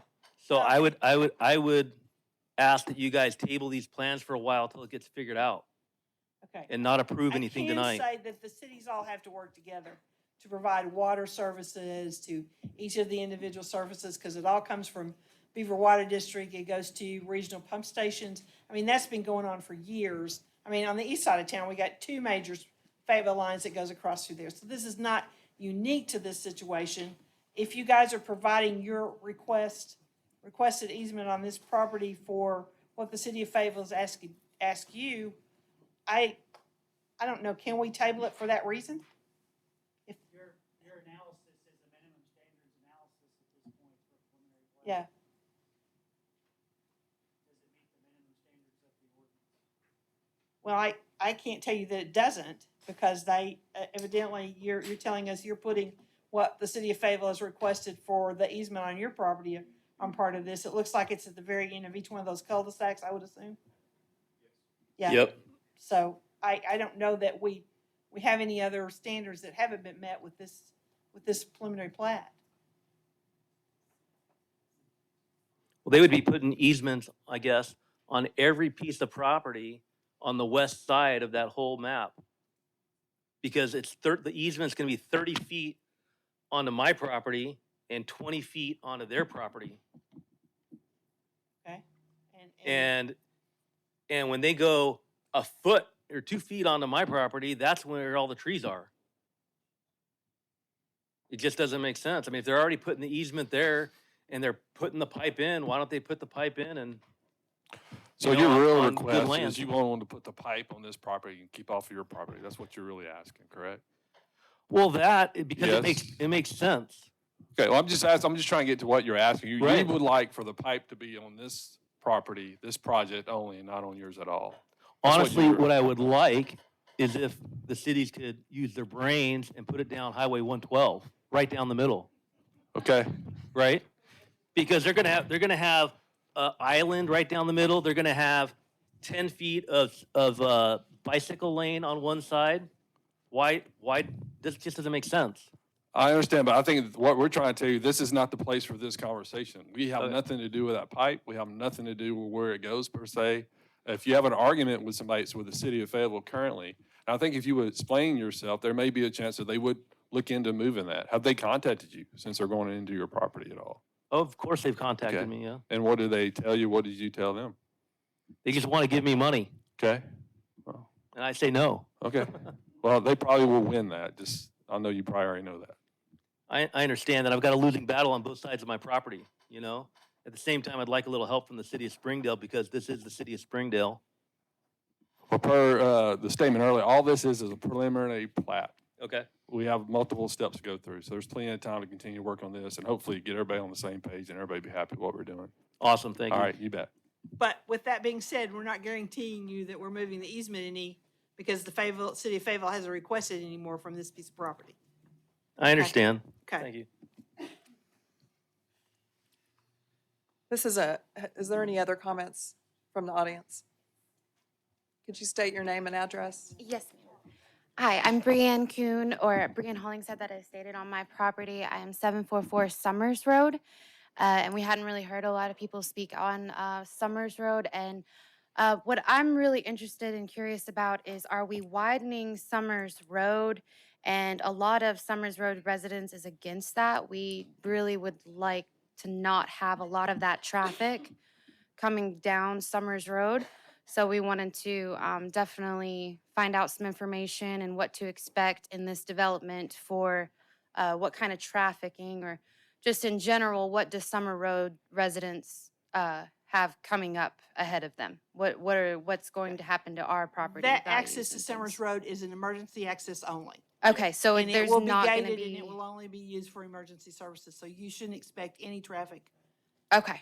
on that Okay, one. perfect. Yeah. Perfect. And then also we did want to understand if there was going to be a fence on the back end of our property, if there was going to be an installment of fence on that. There is no or- requirement for screening residential to residential. Okay, Okay, so that would be left up to either the developer to put it up, or if the property owners wanted to put up a fence, they could, but there is no minimum requirement for screening from residential to residential. okay, awesome. Thank you. Is there any other comments? Yes, thank you. Eva Mosier, and I live also to the west, next door to Barton. So we both are dealing with the Fayetteville water, which I understand that's a Fayetteville water thing, but you also mentioned that the cities all coordinate and orchestrate together. So my biggest concern from living there for 20 years is water. I don't know on the plan, I didn't see on the plan where there was any addressing of drainage. My particular property is downhill. The chicken houses that were there, if you look at the topography map, the chicken houses are a higher elevation than where my property line is, so I want to know where the water's going. Okay, can you give us a general analysis of where the detention's gonna be? Can you guys kind of basically yes. tell us where it's gonna be? Yeah, so are you towards the north side or more the south side? You see the two little properties side by side Yes. that are narrow? Yes, correct. I am the south one and Barton is the north one. So we're right by that cul-de-sac. Gotcha. And so when you look at the topography map, that's where the chicken houses were. Those were higher elevations than where our property lines are. Mhm. And since some of the other subdivisions in Springdale have been built over off Harbor Avenue, et cetera, there's already more water coming down on our property and digging trenches. I call it the Grand Canyon now when it was just a trickle. So where is the water going? So our goal isn't to exceed what already is going to that area with our design and our grading plans, which will go, under review later on. You'll see that most of the water that we have in that area is going to drain back towards the road that will ultimately come down and hit one of our basins down lower. Again, we're not going to exceed any of the water that's going to go down that way, but the water that already is going there will continue to go there. Which I might have to dispute that, given that you're gonna be building houses, pads, roof lines, so there's gonna be more water even if you have it directed the other direction. Water doesn't roll uphill. Well- So, what's gonna happen to those, all of that area where those cul-de-sacs are and where that westerly line is, all of those areas are lower elevation than that property that's being built on. Yeah, so right now as the property sits, all the water goes into that main ravine there and collects there and ultimately goes that way. And that's where we're placing our detention basins to catch and slow the water down so it doesn't exceed what already is going to that area. Is those dashed lines that are on the backside of those lots? Yes, correct. That's the area where the water's going to be designed to go to. Exactly. And then it will come away from your property once it's in that detention. You see there's 1, 2, 3, 4 Correct. different locations on the site. So I will tell you that water is already coming on those two properties there. Mhm. Barton has a pond right behind his house, a dry pond, and water already fills that pond as it is without having all of that hardscape put in there. And I'm I assuming know, you want that pond to be filled once in a while, don't you? Yeah. no, we do not, because it's right behind his house, and if it goes over the banks, it goes to his house. So any extra water we have watched it over 20 years increase, and this is only gonna add to that. Yeah, so, I mean, that pond is existing there and it was placed there, I'm assuming at some point to catch water for that property owner, so there won't be any exceeding No, water. no, no, I think where my question is, with any increase of water flowing down that hill to that pond that doesn't drain as fast as it might need to with increased water levels, Mhm. all of that puts us at risk of being flooded down there. Okay, Yeah, but and- what he's telling you is they are designing it not to increase any more water than comes off of it today. It will, anything that is from new houses, new roads, anything of that will be contained in those areas and taken away from your property, not added to it. And what guarantee is there that the hardscape, the roads, all the houses, all the roof lines are not gonna add more water? So Because per- that's what the drainage study shows and that's how they're designing the Yeah, project. per Springdale City Code. And do we get a written guarantee that if we flood, you take care of it, since we're not eligible for flood insurance? I'm the floodplain administrator for the city of Springdale, and I don't know why you think you're not eligible for flood insurance. We are a member of the NFIP. You should always be eligible for government-backed flood insurance in Springdale, regardless if your structure is out of the floodplain or not. There is a flooding issue along Brush Creek because of the amount of development that's happened on the west side of town and in Tawnytown. But Springdale does not allow new developments that go in to increase the rate of water. So yes, there's going to be more water because of all the roads and all the hardscape, but they are required to mitigate that with these detention ponds, hold the water back for a period of time so that it's not releasing off the site at any bigger rate than it was before. So yes, there's more water. It's not going to be at an increased rate. And we can. Again, do we get a guarantee that should we have damage, that somebody's gonna be responsible? Well, no, because if you have an existing drainage issue, it's not this developer's responsibility to fix that drainage issue. No, They no, are no, not I'm- responsible, they are responsible for not making it any worse. And that's what they're trying to do. That's But what I'm asking. Yes. If all of Great Plains, because I have been in this position before with Mhm. another new subdivision, Mhm. that assured me that the drainage was going a different direction, and I ended up with ponds in my backyard every Mhm. time it rained. So should this be a drainage issue for the downhill people, what guarantee do we have, or what backing do we have that we're gonna get taken care of? I don't think I can give you any guarantee, but if you are having drainage and floodplain issues, you are more than welcome to call the engineering department and we can come visit with you and see what's going on and see if we can request or, suggest anything and work with the designers to make sure that, your issue is not getting worse. That our barn doesn't flow off the hill, that water doesn't come down into our house? Because I think that I mean, I could be wrong. Yes, you can buy flood insurance anywhere. Whether they'll pay the claim is another story. Well, you need to be looking at government-backed flood insurance, and if you want to come into the office, we can work with you on that. Is it Is time to go that, home? is that my I shut don't up light? know what's going on. It's never Time to go home? Here, let me get my Okay. card. Thank you. So drainage is the main Okay. concern. Okay, For that, I we have will that share- noted that drainage is concerned and they'll work with the engineering department. And when you have questions, you need to contact them, okay? All right, thank you. If you could come to the mic and state your name and address. My name is Jason Thomas. I am just beside Barton. So I will echo everything they said. On this map, I don't know what you call that middle cul-de-sac that goes three different ways, but going there, veering up to what is the northwest,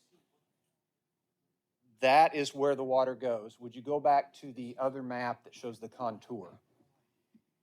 That one. You see where the old chicken houses used to be.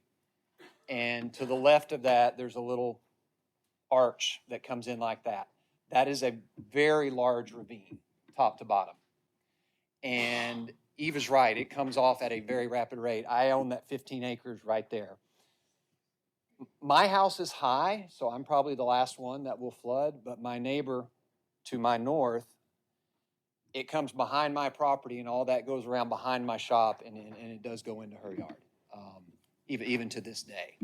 So my question is, I saw those lines and Is there a retaining device in that ravine right there? Because as I count, about 15 or 16 potential houses that will go in and around that, what is that, northwest side? Is there, what is there to collect that new runoff? Well, they still have to submit their final design for what those features are gonna look Yeah, like. so just a preliminary rundown of what it is. We're gonna have 3 individual ponds in that ravine that ultimately mitigate the water as it goes down through there to meet the flows that we're already currently going through there. And it'll be the same for all the other ravines as well. So that should keep what we are adding to it at a slower rate going through there as well. Okay, so 3 ponds in that deep Yes. valley in between those 2 rows of lots right there. Yes. Designed to hold the water back at certain rates, so it Yes. releases it at certain rates as it goes down through that ravine. Correct. Yeah. Correct. And those final designs will be submitted to the engineering department as part of the construction drawings before they're allowed to move any dirt or start anything. What's the projected start date of that development? I can't answer that. I don't know. It depends on how long it takes to get the plans approved. Yeah, I mean, we still have to go through the process and having them review our plans and any iterations that we go back and forth with that. Yeah. It's not gonna happen tomorrow, I can tell you that. It's gonna take a little bit to get this thing put together. They've got to go through the Water and Sewer Commission to get their wastewater system approved. We've got several aspects of this project to move forward before they can return any dirt. Are you aware of the easement from the water line? Yes. Okay. Does that affect your ponds right there? No. Thank you. Are we done? Nope. Dennis Mosier, I live in one of the 2 little spots there. I got a question on the catch ponds. Could I get your name again? I'm sorry. Dennis Mosier. I got a question on the catch ponds. Are they gonna catch water? For example, Tuscany, when they built, the first big rain come, their pond filled up. So that's catching water. When the water was all gone, they went in, tore it out, flipped the deals over. Any hard rain we get, you can drive by that pond and there's not any water in it. So how did they do that? Did Springdale let them do it? I can't answer that for you because I don't know what happened. I'm not aware that Tuscany has a detention pond at all, to be Right completely there on honest. 112 highway. I mean, drive right by it. And it dumps out in the ditch on the highway just around the curve. And when they first built Which it- is further to the south, into the section that's in the, Yes, is it in the Tiny Town portion or the Springdale portion? Springdale portion. Okay. So when they first built that pond, it would catch and hold water all the way to the top of it and let it come out slow. The next thing we knew, they took and tore it out, put the big slot at the bottom, a medium slot, and then a small slot at the top. That doesn't work. There's more Okay. water goes out than comes in. Okay. Well, we can look into that if Katie, they've can you modified it. make a note to go Sure. check that out or see where Do you that know is about and see what goes, when what's they did going that? on? Right after they built the project. Okay. Right after they built the pond. Sure, okay. I mean, the first rain, Mhm. it was done right after that. Okay. Yeah, we can look into that. for And we've sure. had engineers out, come out and talk to us about all the flooding that we're getting, but it was kind of throw your hands up in the air and say, deal with it. When we moved in our house, we had 1 flood. The first year we was there. Second year, 1 flood, 2 inches of rain. Now we get it every time it rains. So none of the ponds that are built south of us, Tawny Town, none of it's working. Every time they build a project, it's more water.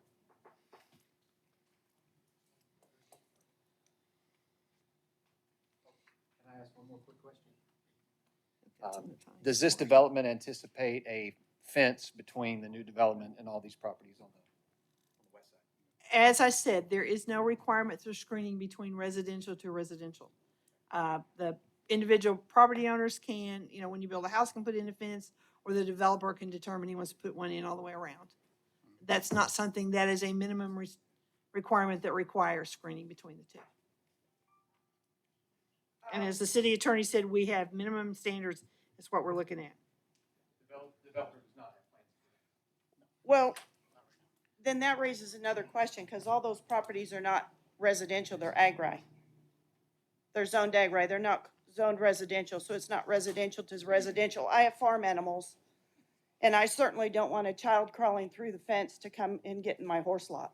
Okay. So I'll go that's back something to the minimum consider. standards we have does not require screening. Okay?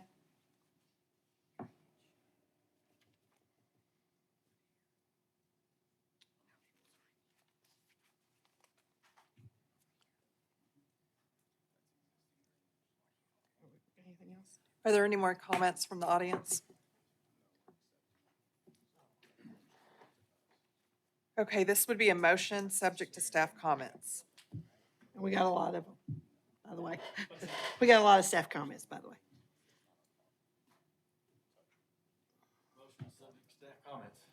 Motion by Mr. Tyler. Do I have a second? Second by Mr. Cloud. Cloud? Compton? Yes. Couch? Hussein? Mueller? Yes. Tyler? Cardiel? Preliminary plat passes. Keep in mind, the next step is for them to submit all the engineering, design, drawings. We got a lot to accomplish. You can check in the office on a regular basis and see where we are in that process. Okay? Thank you. Next item is RP 23-05 Zachary Edition, presented by Blue and Associates.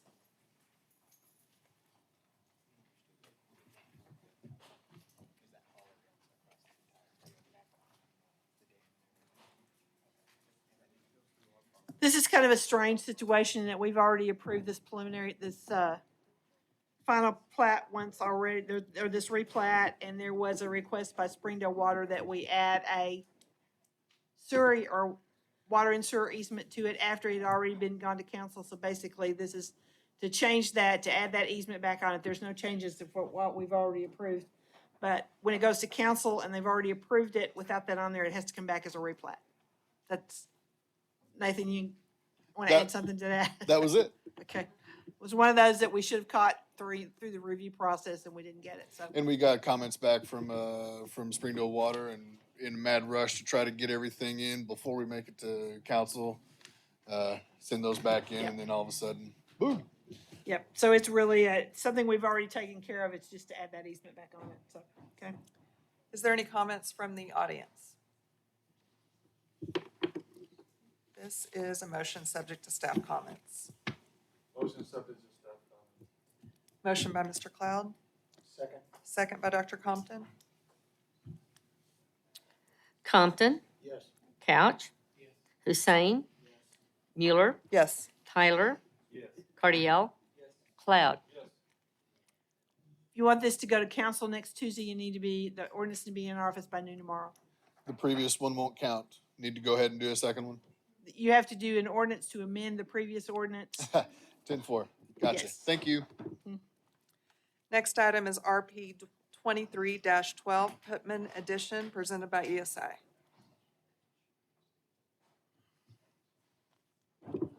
Thank you, Chair Mueller. Brandon Rush with ESI. This is a combination of several downtown Springdale lots, 0.72 acres in total, and happy to answer any questions. They're all being combined into one track, right? Yes. And easements are being retained as they're on there, the right of way, that kind of stuff is all the same Yes. as reflected on this drawing. Yes. Yeah. Lot combination, but it's too many to do on a staff level. To replat. Do we have any other comments? No, beyond that, we just need the mailers to show that the neighbors all got notified. Is there any comments from the audience? Okay, this is a motion subject to staff comments. Motion by Mr. Hussein. Is there a second? Second by Mr. Cardiel.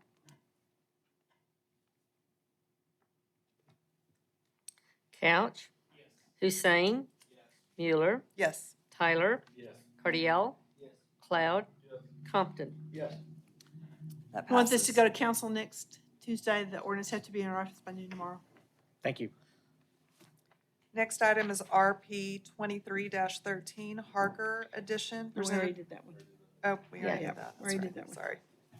Next item is FP 23-01 Spring Creek Farms, presented by CEI. Nate Batchelor from CEI representing. Final plat for the Spring Creek Farms Phase 1. The total overall tract is being split into 105 lots. One large remnant lot of approximately 80 acres, one future Phase 2 lot, which is going to be forthcoming to you in the next couple of months, 104 lots on the site proper, a couple of those being stormwater pond and the sanitary sewer lift station, as well as the single-family residences. Happy to answer any questions. And the streets are Streets are substantially complete. complete, and the water and sewer is in, right? Yes, ma'am. Good. Exterior improvements on Miller Road are also complete. This one Comments? also does have a large beaver water easement across the south and west sides of the property. Yep. Engineering only has standard comments to submit final plat checklist items. Planning only has standard comments as well. Is there any comments from the audience?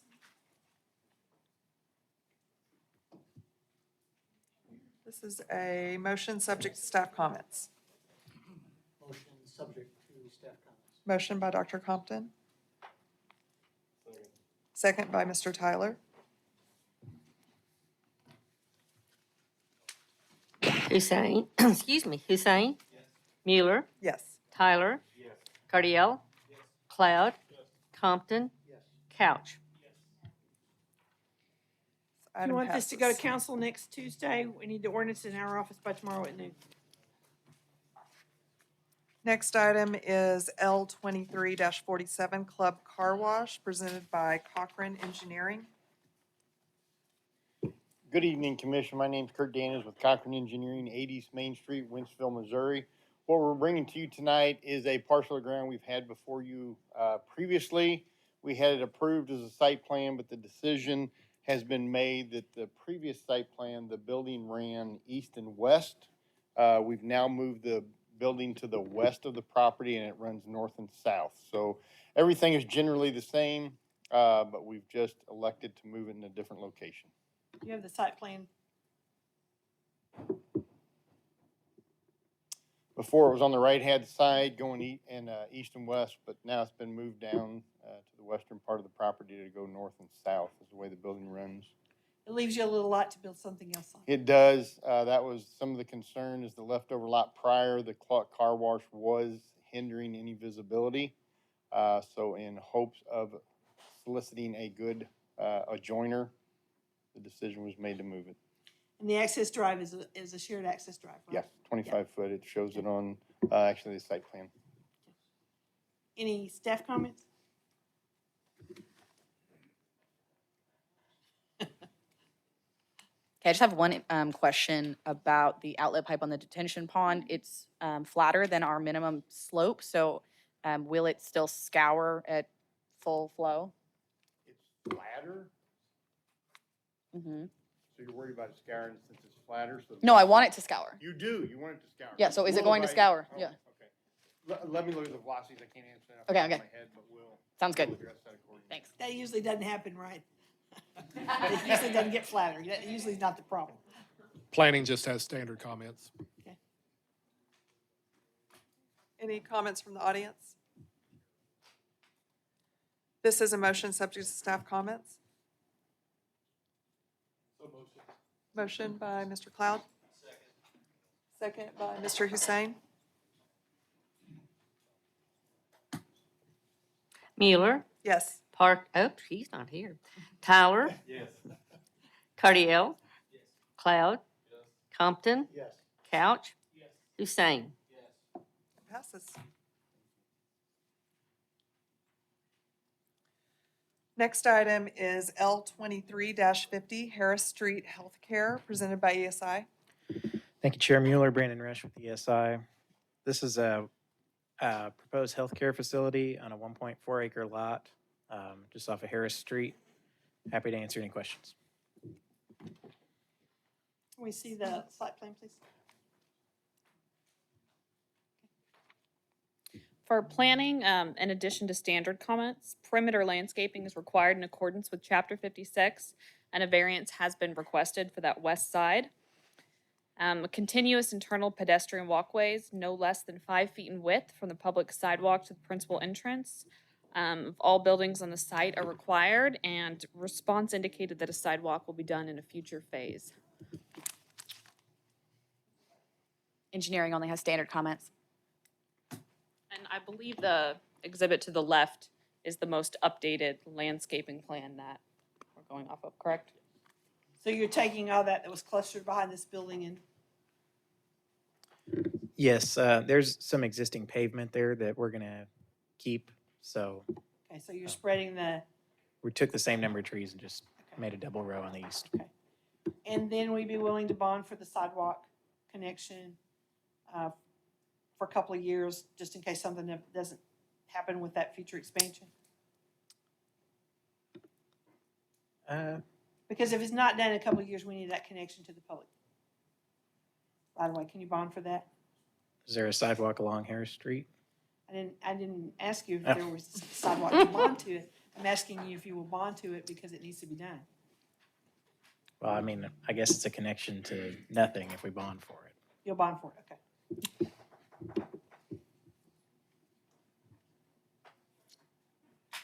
Which one do I do? We need to do the variance first. Variance first. Yeah. So the landscaping has the same number of landscaping requirements, it's just put in a different location. Right, okay. That's the variance. The variance is a call for the vote. Call for the vote by Mr. Cloud. Tyler, Yes. Cardiel. Cloud. Yes. Compton. Yes. Couch. Hussein. Mueller. Yes. And Motion the, subject to staff comments. the large scale is a motion subject to staff comments. Motion by Mr. Hussein. Do I have a second? Second by Mr. Cloud? That'll work. Or Cardiel. Cloud. Compton. Yes. Couch. Hussein. Mueller. Yes. Tyler. Yes. Passes. And I don't do I do anything for bonding for the sidewalk? Okay. We'll take care of that. Thank you. Okay, thank you. Next item is L 23-51, Friesen Store, presented by ESI.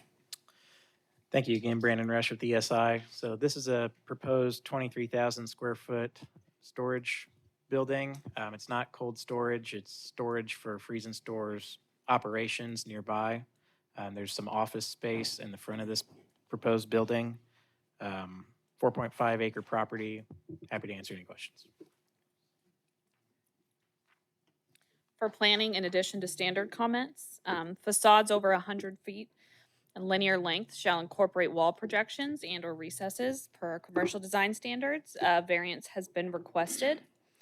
Building facades shall include repeating pattern with no less than 3 of the following: color change, texture change, material module change. A variance has been requested. No more than 60% of off-street parking for the entire property can be located between the front facade of the principal building and the primary abutting street. Applicant indicated that customer parking will be allowed. The 61 by 14 parking spaces is to not exceed the 60% rule. So with that, please update the parking calculations on sheet 2 to reflect those additional spaces. From engineering, submit a PDF of the signed and sealed drainage report. Move the benches as a public amenity out of the right-of-way, and then the sidewalk should be placed 1 foot off of the right-of-way. We need to show the location of the existing power pole that will accommodate a proposed streetlight and add the streetlight standard notes. That's it. So you're gonna use that 61 by 14 parking spaces as customer parking, as employee parking? Okay, you gonna get parked in by a truck? Okay. Do you have any questions from the audience? I'm gonna go back to the elevation so it's what it looks like. This, or Brandon, you're not doing the architectural stuff. Is the architect here? The owner is here. Answer questions. Basically, you don't have any breaks in the wall. On the north side that's adjacent to the street, correct? That's the bottom elevation, right? That's the north side. So it's just a solid wall on that side, except when you get to the windows that are in the front and there is a door. That's the only break that you have, that entire wall, right? Correct. On the other side, it has a break because it has doors and, Big overhead doors. yeah. So that side is adjacent to the auto repair side. And the plan is to have trees and a natural barrier around that, as Okay. well as a wrought iron fence. So you're doing additional landscaping along that wall to do breaks in the wall? Is that what that looks like? Say again? And then you'll have perimeter landscaping as well? Okay. See that on the drawing? Okay. Your elevation should have shown that. That would have made that wall look a little bit better. Right. If you'd had those trees on there, it looked like it would have breaks. Agreed.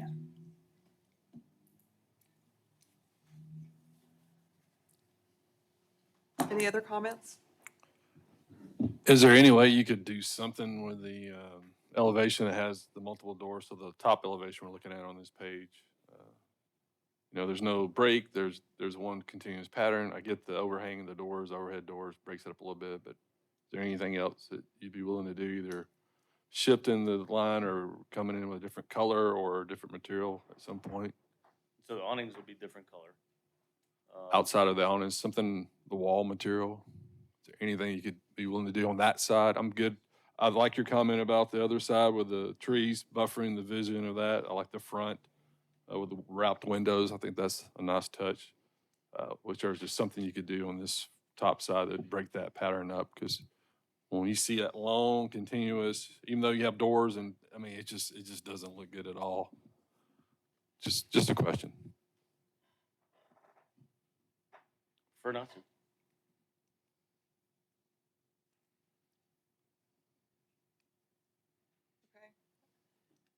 The first item would be a variance, be a call for the vote. Call for the vote by Mr. Cloud. Cloud? No. Compton? Yes. Couch? No. Hussein? Yes. Mueller? Yes, Tyler? Yes. Cardiel? that passes 5-2.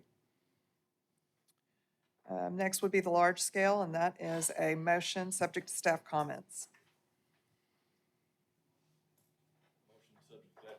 Motion by Mr. Tyler. Do I have a second? Second by Mr. Couch. Compton? Yes. Couch? Yes. Hussein? Did you say yes or no? Yes. Oh, okay. Sorry. Hussein? Yes.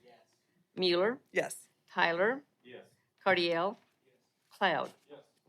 that passes. Thank you. Next item is B 23-82, Julio and Josefina Reyes, presented by Jose and Josefina Reyes. I think there's a typo on the last, Should it be information. Julio? Yeah. yeah. Okay. Hi, my name is Julio Reyes, and we need a porch beside the house because some reasons. The main one is because we have two lovely dogs. Most of the time they are inside the house, but their grow up is Lab and a British Spaniel, and it's hard to keep them all the time inside the house. So we want some space where they can rest with a good with shade. And the other reason is because we just want to have something else where we can rest in the evenings, enjoying the sunset that we have here in Springdale. That's all I can say about. Okay, you measured from the back of the sidewalk to get that 22 feet to where the porch would begin? So the measurements from the house to the end of where the porch is, and as we understood, the limitation is from the end of the sidewalk to the, Well, it's actually from the edge of the right of way. yeah, that's what we measured. Okay, And the limit is 30 feet, right? So we're requesting a reduction. to 22. Yeah. So the house sits at 30 feet, but you got a 12-foot porch. Yeah. So you're correct. actually having a 22-foot. Okay, can we go back to the drawing? I mean, to the aerial?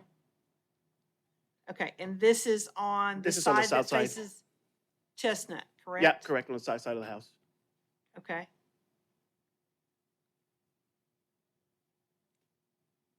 Do you have a fence in the front yard?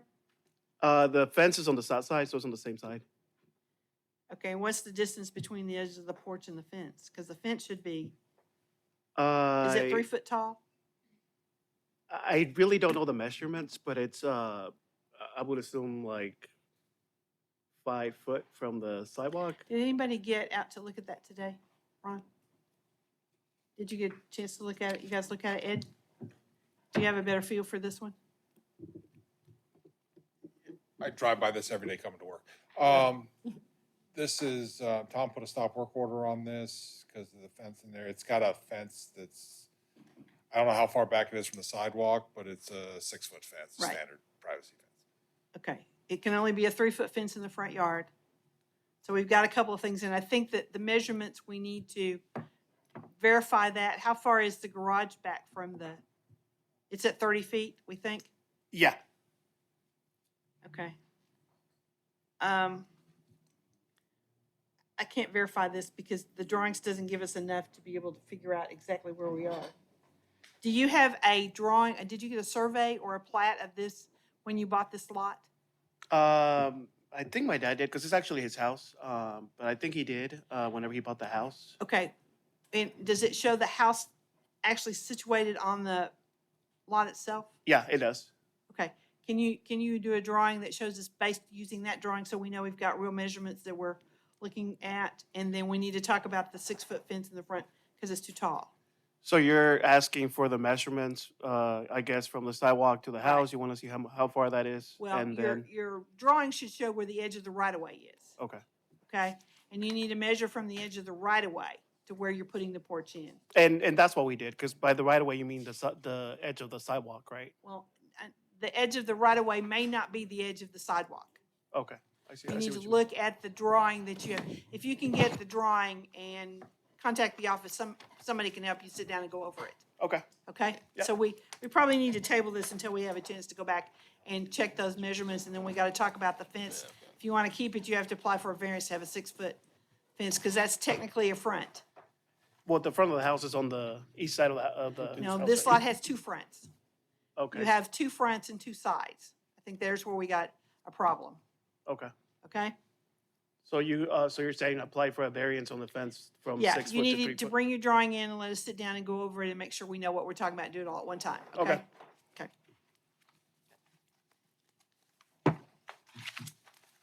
And did they get a permit, Ed, or were they working without a permit?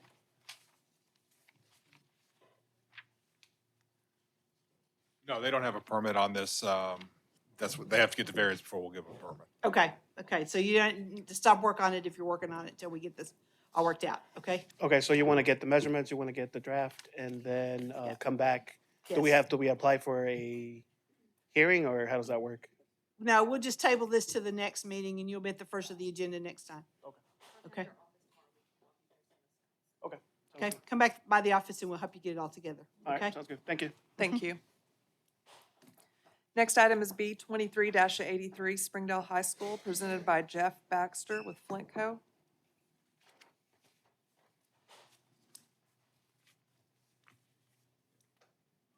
Hi, good evening. Jeff Baxter, Flintco, representing the Springdale School District and Springdale High School. Happy to answer any questions. Putting signage on the side of the building that faces the stadium, correct? Correct, yeah, it's gonna be on the north elevation, so directly south of a football stadium. And all those added together comes up to whatever it says, 775 square feet as opposed to 300 that's normally allowed. Yes, ma'am.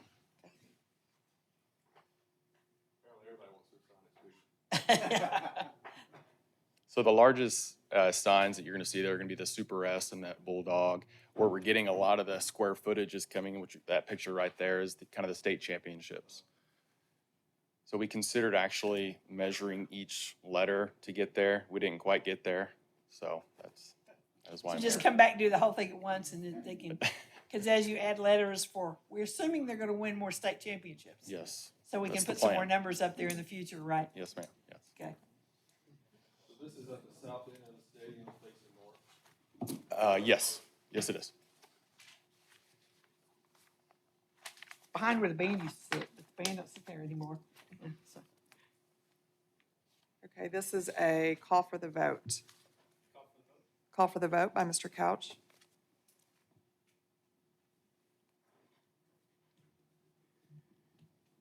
Cloud, Yes. Compton. Oh, oops, okay. Couch, Yes. Hussein, Yes. Mueller, Yes, Tyler, Yes. Cardiel. this passes with one recuse. You still have to get your permit from the building inspection. Thank you. Next item is B 23-86 Shiloh Christian School, presented by Mike Jones, Best Sign Group.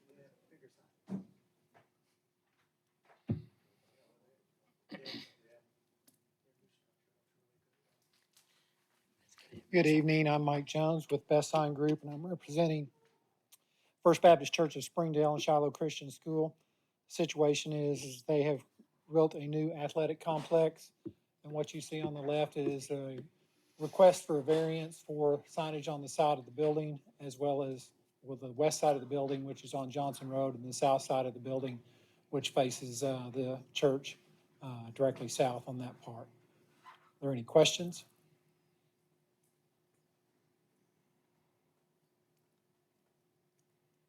Any comments? This is also a call for the vote. And is it okay to take both of these together? Yeah. With the commission? Okay. Who, I'm sorry, call for the vote. Was that Mr. Cardiel? Compton, Yes. Couch, Hussein, Mueller, Yes, Tyler, Yes. Cardiel, Cloud. Yes. that passes. Thank you very much. Thank you. The next item is B 23-88 Oscar Moda Senior, presented by Oscar Moda Senior. Hi, good evening. My name is Oscar Mota, and I request for extending my driveway.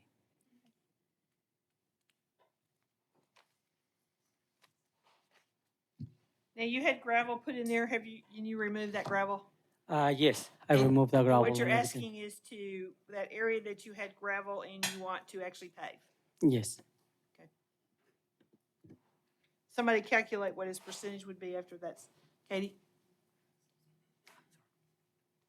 They actually came in last year and applied for a permit with us. We told them, go get the variance, and then you're good to go. It was all squared away. I think we just missed a step here. So they have a permit ready to go as soon as this variance is approved. No modification to the street? To the curb Oh, I think they cut? do have, did you guys, I think you guys were gonna do a curb cut. no, I don't remove Okay. anything. It's- Okay, No curb cut, just? no curb cut, yep. Okay. Ed, do you have a comment? Yeah, I just saw the picture. Those meter boxes for the city water utility are not drivable, so they'll have to make sure the driveway doesn't drive over top of that meter box. Okay, you understand what they're saying? You can't pave over where that round circle It's is, gotta go but around you it. can't drive on it. Okay. And it's gotta be far enough away that you're not gonna drive over by accident. So you will need to get with, Get with the water utility and they can tell you how far they need to be away. All right, thank you. Probably 4. Katie, will you modify their permit to show what they need to, where they need to go? If it's approved? Is there any other comments? This is a call for the vote. If I might, could I? Yes. Mr. Motor, with all respect, I went out to the property yesterday. there were 5 vehicles and a large pickup parked in the driveway. Yes. And everything seemed to fit and work just fine. Uh, You have a 2-car garage, and the driveway leaves plenty of space for parking, even more cars than the 6 that were there. This is very difficult for me to approve a parking lot in a residential area. There is no other house heading from your house, heading all the way east back to the high school. There is no other house that looked like that. I understand. I am new in this town. I have 1 year and something. That is the reason I applied last year for the driveway. I have big family, 7 people. Each one has a car. In different places, they drive different times. Some works in the night, some works in the day, and that is the reason I needed more space for the other guys. That's it. Thank you. I appreciate it. I understand. I may not agree, but I understand. Thank you. Okay, this is a call for the vote. Call for the vote by Mr. Couch. Couch. Hussein. Mueller. Yes. Tyler. Cardiel. Cloud. Compton. No. This passes 6-1. You need to get with the engineering department to update your permit so you're not over the water. Okay. Thank you. The next item is B 23-89, Pedro Ordaz Tapia and Elizabeth Ruiz Cervantes, presented by Pedro Ordaz Tapia. I hope I said that correctly.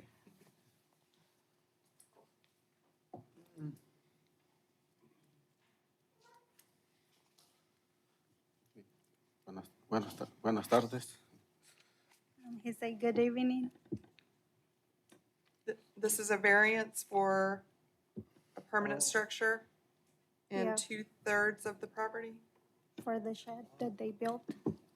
Ed, you want to talk about this one? This is kind of a unique situation because they actually have frontage off 3 sides.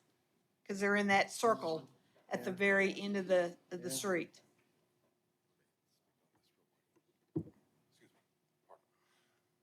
Yeah, Tom came upon this one. This is they need a permit because the building is a portable structure, but the building is over 120 square feet, so it doesn't meet our ordinance. So in order to have that, and plus it's in the front setback. So they need to get a variance so that they can have the building within that front 2/3 of the building. It's kind of and I think it's far enough back, but it's not in that 2/3. And then the other thing they'll need to do is get a building permit so we can secure it down so it doesn't blow in the wind. Okay, can you go to the drawing of the subdivision? Oh, okay. And it's inside that fence that's already there? Correct? Yeah, you can see that's the actual building you see in the. Okay. Shingles on it just like that. Yeah, looks Okay, just like the yeah. house. You can't barely tell it, but yeah. Okay. But they didn't get a permit for it, and it's larger than can be a portable. So basically, if you allow it to be at that location, they need to come get a permit They need to for get it. a permit, and then we need to make sure it has a permanent foundation. Yeah. Okay. Any other comments? This is a call for the vote. Call for the vote. Call for the vote by Mr. Cloud. Hussein. Mueller. Yes. Tyler. Yes. Cardiel. Cloud. Yes. Compton. Yes. Couch. This passes 7-0. You need to come to the building inspection office and get a permit. Okay?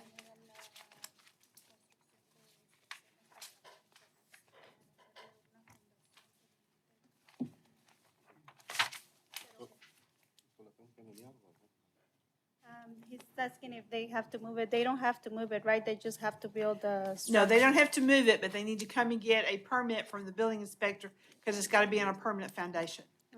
Okay? Thank you. The next item is B 23-92, A-Tech Appliances, presented by Plymouth Engineering. Good evening, I'm David Gilbert with Plymouth Engineering. What we're requesting is and this photo, there you go. the aerial photograph, it doesn't show the recent developments, so that this is going to be a better picture. Mr. Vlastein is requesting a variance on the entrance driveway. Your standards require a 24-foot width driveway. 24 feet is going to be awfully difficult to do here because of proximity to not only the eastern property line, and it's wedged there between the property line and the building, but also up in the radius, up next to the street, there is a power pole and 2 or 3 pedestals there that we'd like to be a little bit farther away from than would be possible with 24-foot entrance. This rear parking is basically used for employees. Most of the public is going to park in the parking in the front. There is a very occasional tractor trailer that will come in, but if you've looked at it and seen it, it looks, when I first looked at it, I walked out there and I thought, man, this driveway is actually too wide. What's going on? And I measured it and it was 20 feet.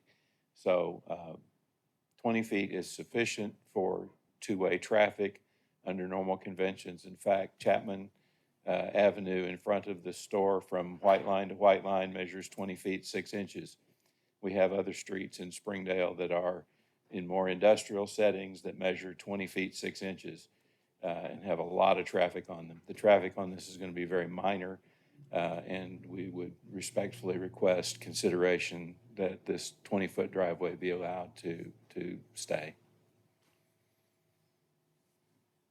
The original plan that was approved, though, showed that it had room for the 24-foot drive. What happened? There is room there, but it's awfully tight. The landscapers got to looking at it and thought that there might not be enough space for the trees between the driveway and the property line. Yes, it did originally show, and on paper it fits. Unfortunately, what works on paper doesn't always provide the best solution in real life. Okay. The landscaping been put in along the building? Yes, it has. Any other comments? This is a call for the vote. Call for the vote by Mr. Couch. Mueller, Yes. Tyler, Yes. Cardiel, Cloud, Yes. Compton, Yes. Couch, Hussein. And it's done. This Thank you. passes 7-0. Next item is W 23-07, Hugo Rodriguez Castillo and Maria Eugenia Torres Martinez. Presented by Hugo Rodriguez Castillo and Maria Eugenia Torres Martinez. Hi, this Hi. is Hugo Rodriguez and my wife, Maria Torres, and we are building a house on 3567 Julio Road, and we request a waiver for not to build a sidewalk since there nobody has a sidewalk. So it's to me it's an improved street, unfinished street. Staff does not recommend a waiver of the sidewalk. Best case would be to be payment in lieu of improvements. So sidewalks are built, they get built down through. Aren't there sidewalks further on to the west of this property? No. No sidewalks at all? Okay. I mean, There it's is a not school. because you can't build one, it's nice and flat. There's not a ditch or anything like that in the way. Yeah. Haven't we done other payment in lieu of? on We've done Julia? payment of lieu of in other cases, yes. Would you consider doing payment in lieu of? The what? What that means is we calculate the distance that the sidewalk is required, and you would pay to the city the cost of installation of that sidewalk. We would hold that money in escrow until we do the rest of the sidewalks and use that money to build that portion across it. You don't have to do anything with it, but we have payment in lieu of to get that sidewalk built in the future. Would you be willing to do that? So we had to pay it and get the money back, or how do you? No, when the city takes on a public project to build sidewalks down through that, maybe with the road being widened or something like that, the money that you had deposited with the city would be used to do that portion of the sidewalk. You just don't have to do it today. It would be done sometime in the future, but you would pay your proportion, your cost of doing the sidewalk on there. On the future? Oh, No, you have to pay it now before you get your C of O. yeah, I understand that part. ¿Me escucha? Oiga, lo que dice es que lo que puede hacer ahorita le paga a la ciudad Sí. el dinero para, como un depósito y luego cuando la ciudad en el futuro agradezca la calle, la más Ujú. ancha, ellos ya van a tener el dinero para que paguen por esa porción. ¿Sí me explico? Sí. Es lo mejor que puede hacer. Even, see, I don't decided, oh, you guys don't let me do it now, I'm gonna have to pay in the future. Is that Sí, correct? correcto. They're gonna have to pay it if we go this way before they get the C of O or put it in, one or the other. Sí, uno o el otro, correcto. Is your house ready to move into? No, No. we on Shira Park right now. Okay. I might have to do the driveway, but I don't know about the sidewalk. I mean, since we trying not to spend so much money on, because I feel like we've There- required this, like in the recent past we on like- Julio Road. The reason being, there's a school down through there. I mean, that's an area that we see kids walking back and forth on either side of the street. There's a lot of traffic on that street. It's one of those that needs sidewalks. This is part of our sidewalk plan we looked at a few months ago. I don't know that this one was included on that yet. I mean, we haven't tied them down completely which ones we're gonna do, but it is one that is in need of. I mean, I look at the master plan, I see what you're saying with the school right there. Yeah. School's there, we need to widen that street too. Yeah. The street needs work too. I just don't know if it's fair to, that's the hardest part. First few people who have to die on the sword, so to speak.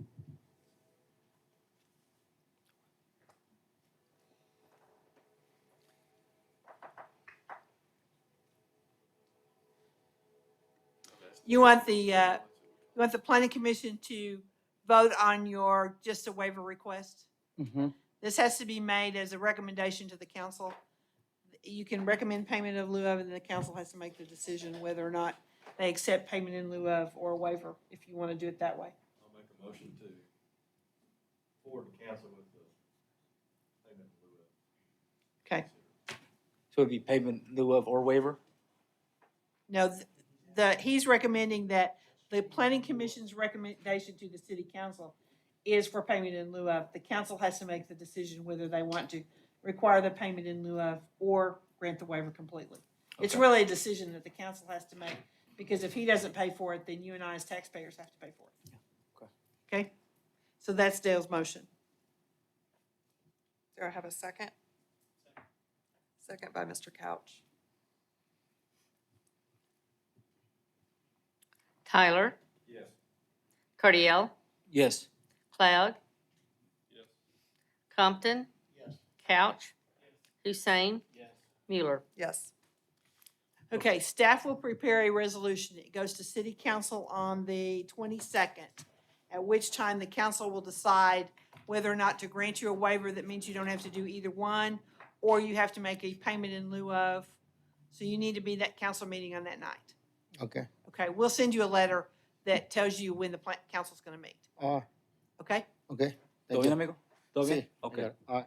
Gracias. Thank you so much. Thank you. Next item is W 23-22, Tim Arsenault, presented by Tim Arsenault. Good evening. My name is Tim Arsenault from 3005 Valley View Drive, and I'm here to request a waiver of sidewalk requirement and answer any questions you may have. Well, again, staff doesn't recommend waiver of sidewalks. This one is a subdivision. Is this the last lot in that subdivision that hasn't been built on? Yes, ma'am. Okay, and there's not any sidewalks in that area. It is a street that comes down and ties back into 56th Street. Would you be willing to make payment in lieu of? No, ma'am. Okay, you want the waiver voted on. Again, you can recommend to council the same thing. Mhm. So that's your motion? Motion by Mr. Couch. Second by Mr. Tyler. Cardiel, Cloud, Compton. Couch. Hussein. Mueller. Yes. Tyler. Again, it'll go to council on the 22nd with a recommendation from the planning commission for payment in lieu of. You'll have to argue with the council to see whether they waive it completely or require payment in lieu of, okay? Thank you. Next item is W 23-23, Newlyweds Foods, presented by Earth Plan Design Alternatives. My name's James Gertz with EDA. I have the owner's representative here also to speak of this. We're looking at waiving street improvements along Arkansas Highway 265 out in front of the Newlyweds project or the existing building. We're looking at doing a small parking lot expansion to come into compliance with the parking code. And that parking expansion is only about 115 feet of the frontage. The entire frontage of the property is 770, and it's also Arkansas Highway Department right away. So we're asking for that waiver. I thought maybe we had done one with the project when it was originally approved. We couldn't find it. It seems strange that we wouldn't have already covered that because it is a state highway. So this is a very small addition to existing parking lot. So Do I have a motion? this is a recommendation to council. If you want to move, recommend the waiver, or however you want to send it. So moved. To recommend the waiver? Yes, ma'am.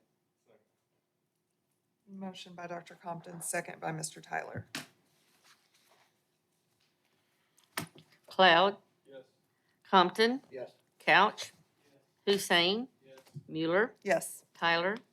Cardiel. Thank you. Thank you.